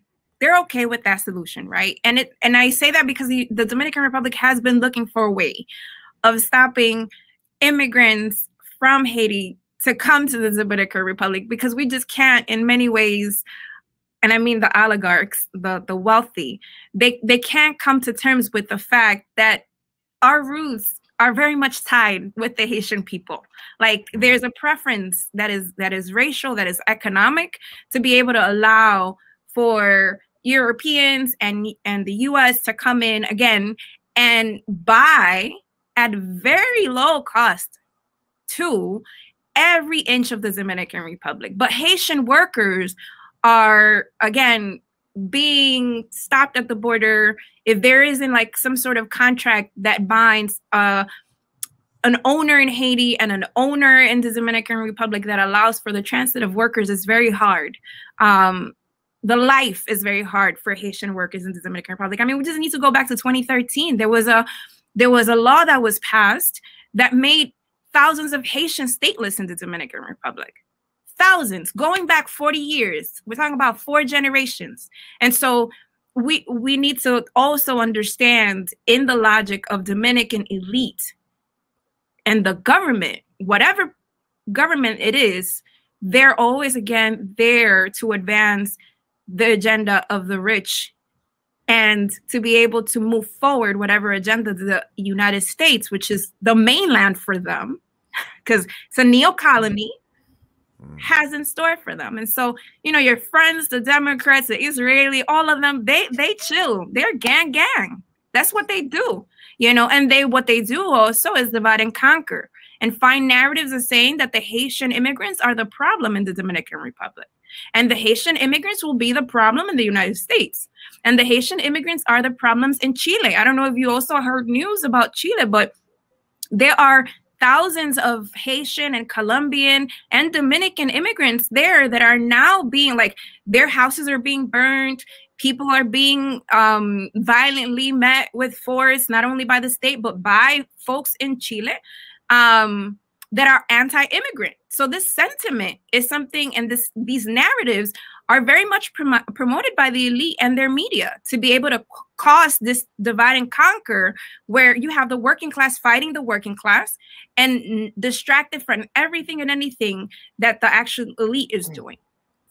So besides Jared's Democratic and Israeli friends, what do you say that the ultimate goal is when it comes to the United States and I dare not say relationship with Haiti, because it's kind of like saying a relationship between Thomas Jefferson and Sally Hemings. What is the ultimate, you know, goal in your eyes, you know, as far as this whole situation? I mean, we need to see again that the United States geopolitically has lost a lot of legitimacy. The neoliberal projects have also lost a lot of legitimacy. If we see, you know, take into consideration and seriously all the uprisings that have happened, and just like the struggles that are coming up, that COVID as a global health crisis kind of has decreased in some way. But the United States continues to move forward to make sure that they maintain hegemony, right? And so, yes, they left Afghanistan, but they're pivoting to China, right? And they're also cementing themselves as the ultimate power in this region. You know, you have Bolivia, who gained back the socialist agenda. You have Peru that actually won with Castillo. You have Venezuela. You have Cuba. You have possibilities also of regaining control in Brazil. So like there's all these possibilities for the region. Haiti, again, if we go back to colonial times, is a very pivotal, very important, very significant territory for control, as is Colombia as well, you know. And so it's very, and as is Puerto Rico. So like it's very important for the United States to be able to maintain control of Haiti, to maintain control of Colombia, to be able to maintain control of Puerto Rico, because this is where they will do their surveillance, their militarism, to be able to launch war against whoever decides to become a nation state free from the logic of capitalism. It also creates an opportunity for more economic development.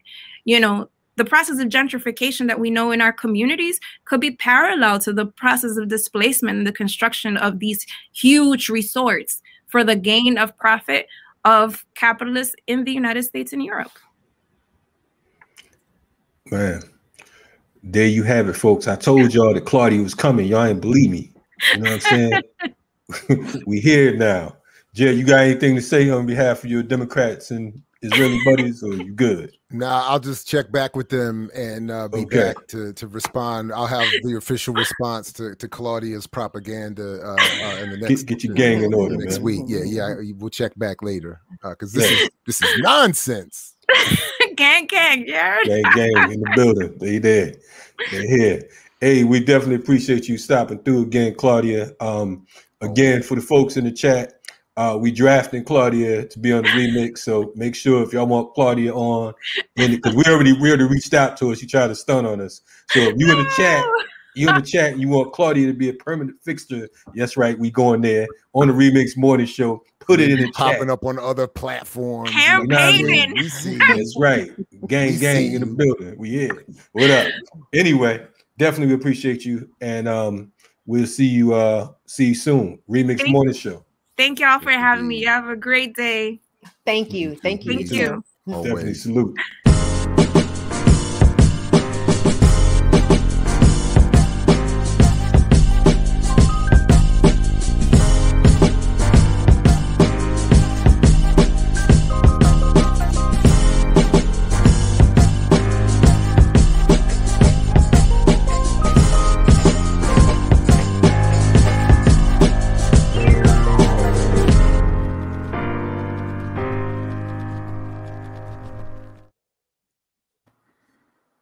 Yes, indeed.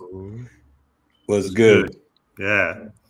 Hey, I mean, I want to switch topics real quick, but what's going on with the Burn It Down Riot Starter show?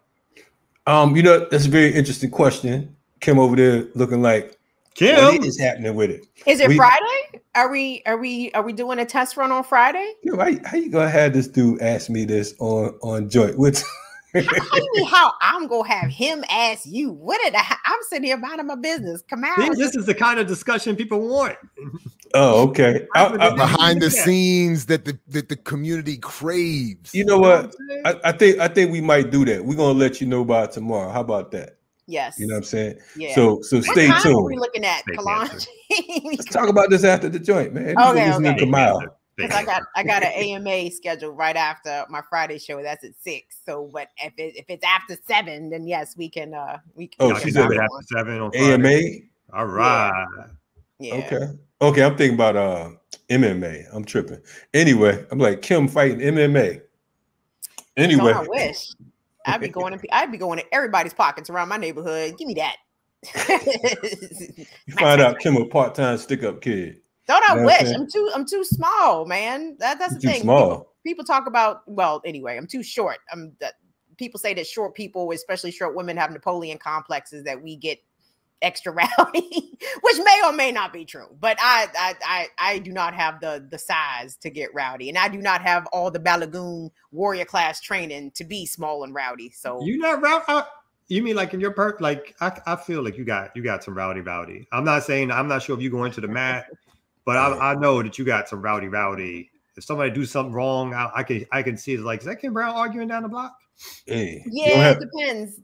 Yes, it depends. Like I don't have a problem getting into it with strangers. Yeah.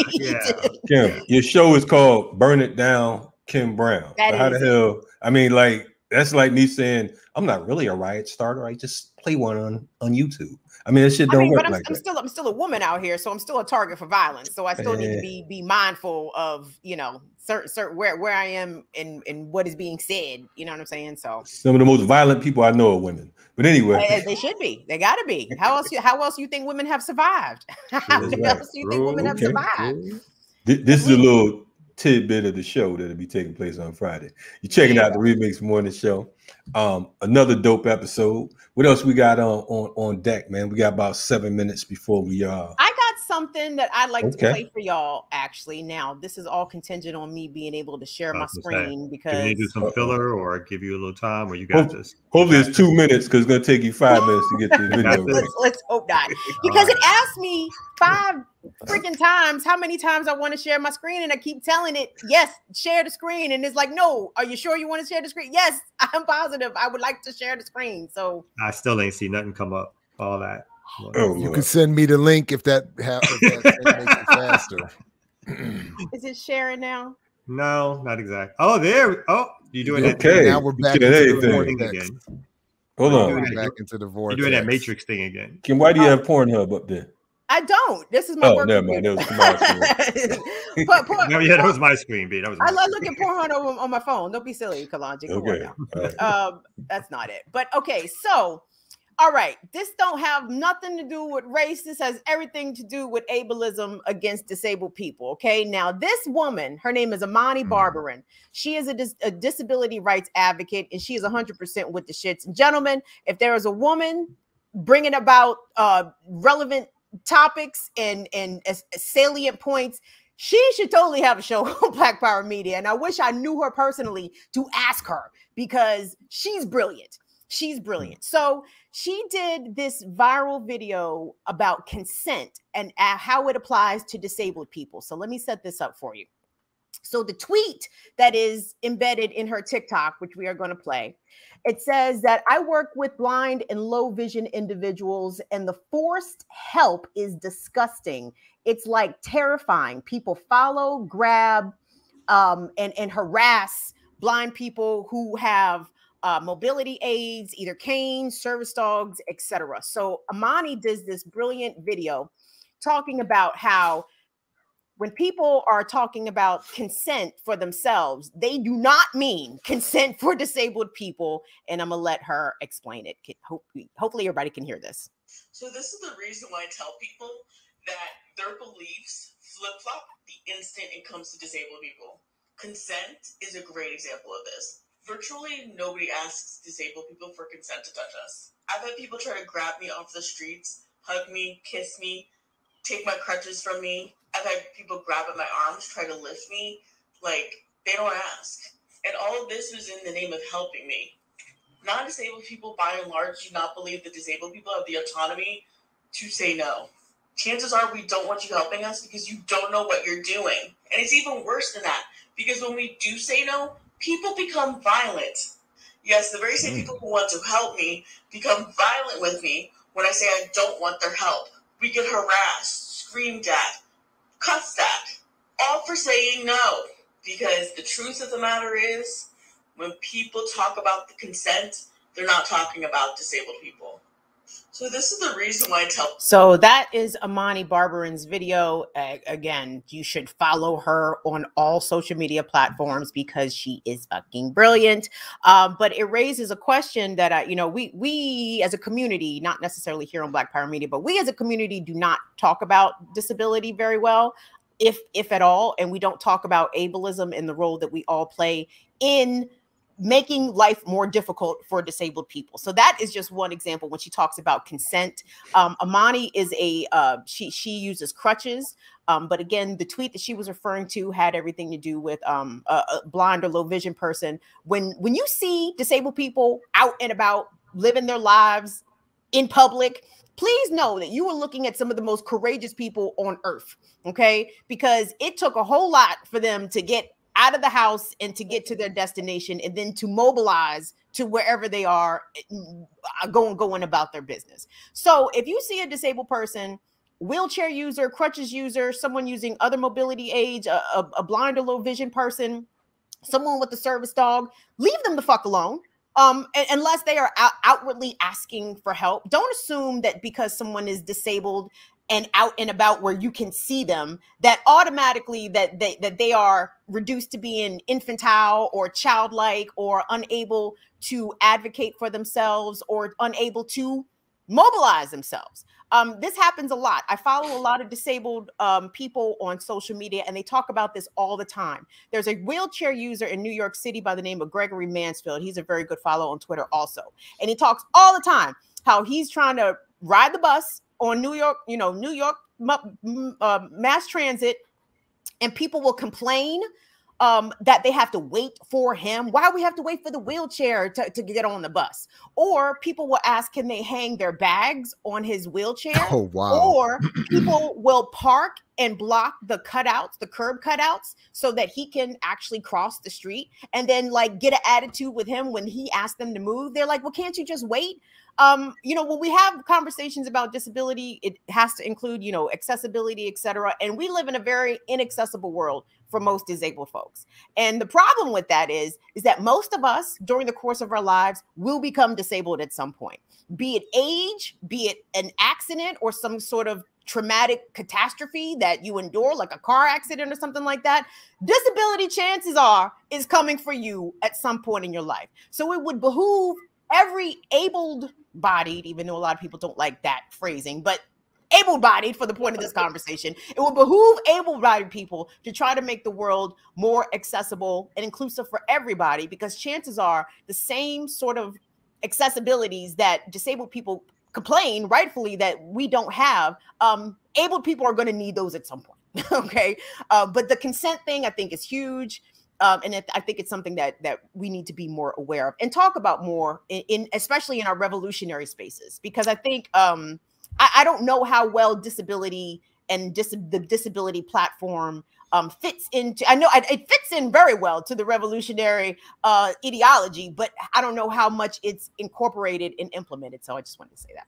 Well, in our organization, we have a couple folks who are wheelchair bound. No, they're wheelchair users, Kalanji. They're not bound to the wheelchair. Wheelchair users. Thank you very much for correcting me. I meant no disrespect. And I appreciate you bringing this topic up because of the fact that it is absolutely imperative that when we talk about nation building, that we include all members of our community. And definitely the whole consent thing. I remember one time I was in New York, matter of fact, in Harlem on 125, and I'm crossing the street and I see a woman who was visually impaired. You know, she has a stick, her walking stick and everything. And she's like, I said, do you need help getting across? She said, no, bitch, you want to help me with my light bill? I was standing there looking crazy because I'm young. I'm probably was like 18, 19. And she looked like she probably is like damn near pushing on 80 if she wasn't 80 already. But I thought it was so funny. And people heard and no one cared. It's New York. Like, that's the business. I'm looking around like thinking I'm embarrassed. Like, man, get the fuck out the way. She said no. So definitely, you know, we can relate to that. But no, definitely appreciate you bringing that for sure. Yeah. Yes. So anyway, try to see if we can get that person as a guest at some point. Yes, she needs a show. Yes. Can you put her name in the chat for us to follow her? I mean, Amani Barbarin. Yeah, no, she's amazing. I think her blog is called Crutches and Spice. But again, like she's built a really good platform. She also has a really good, like, she's really good at the social medias. Like, her TikToking is really good. I mean, she's really good. I really respect her a lot. And she is able to articulate things in a way that I think non-disabled people are able to understand. And again, just like your situation, Kalanji, where you attempted to help, you know, a visually impaired woman who did not ask for your help. You know what I mean? Like, right. I think people come with good intentions, but they need to just chill out. You know what I'm saying? Like, trust me, that blind woman walking the streets of New York City is the most courageous woman on the planet. She is. Just imagine walking around urban area without being able to orient yourself with your eyes. You know what I'm saying? So, right. but she's a G at this shit. She been doing this, so she don't need your help. You know what I mean? Yeah. Well, you know, like I said, you know, I'm 18. My parents taught me to assist, to help, to you know what I'm saying. So you know, so that was that whole thing. But But it's about, do us a favor, though. People to ask. It's about waiting for people to ask. If people need help, they will ask for it. And please don't think that not you specifically, but I'm just saying, don't try to come into a situation trying to Captain Saberhold a situation to make yourself feel better. You know what I'm saying? Don't be like, I'm doing my good deed for the day by helping out this poor disabled person. No, if that disabled person didn't ask for your help is not needed nor wanted. So just keep that in mind, folks. We have a deed for you. Please reach out to her and talk her into the possibility of submitting a proposal for Black Power Media because of the fact that you've done a hell of a sales pitch for her today. So reach out to her, tell her we have a slot that may be possibly opening or maybe open for her. So you know, there's your task, and let us know when you reach out to her so that we can all communicate and see if we can bring on Black Power Media. Sounds good to me. What do you think, gentlemen? Absolutely. We had a she should at least come on. We got to compensate. Well, let's bring her on as a guest and see if she's able to do that. But I mean, we cannot ask Black disabled women to labor for free. You understand? So, like, you know, as long we are a revenue sharing platform. Yes. We are a revenue sharing platform. So theoretically, that's what's already going on. So she wouldn't be asked to do that. So absolutely, yeah. Speaking of revenue and sharing, it's that time again. Gotta go. Y'all ain't gotta go home, but you gotta leave the Remix Morning Show because we got shit to do. We gotta build this platform. You know what I mean? So while we enjoy you all every Tuesday through Thursday, from 8 a.m. to 10 a.m., it's time to go. So We'll see y'all tomorrow. Hit those likes. Girls. Huh? Like, share, subscribe. Likes, donate to those Patreons. That's right. Peace. Pass the machete. Yeah. Thanks again. Take care.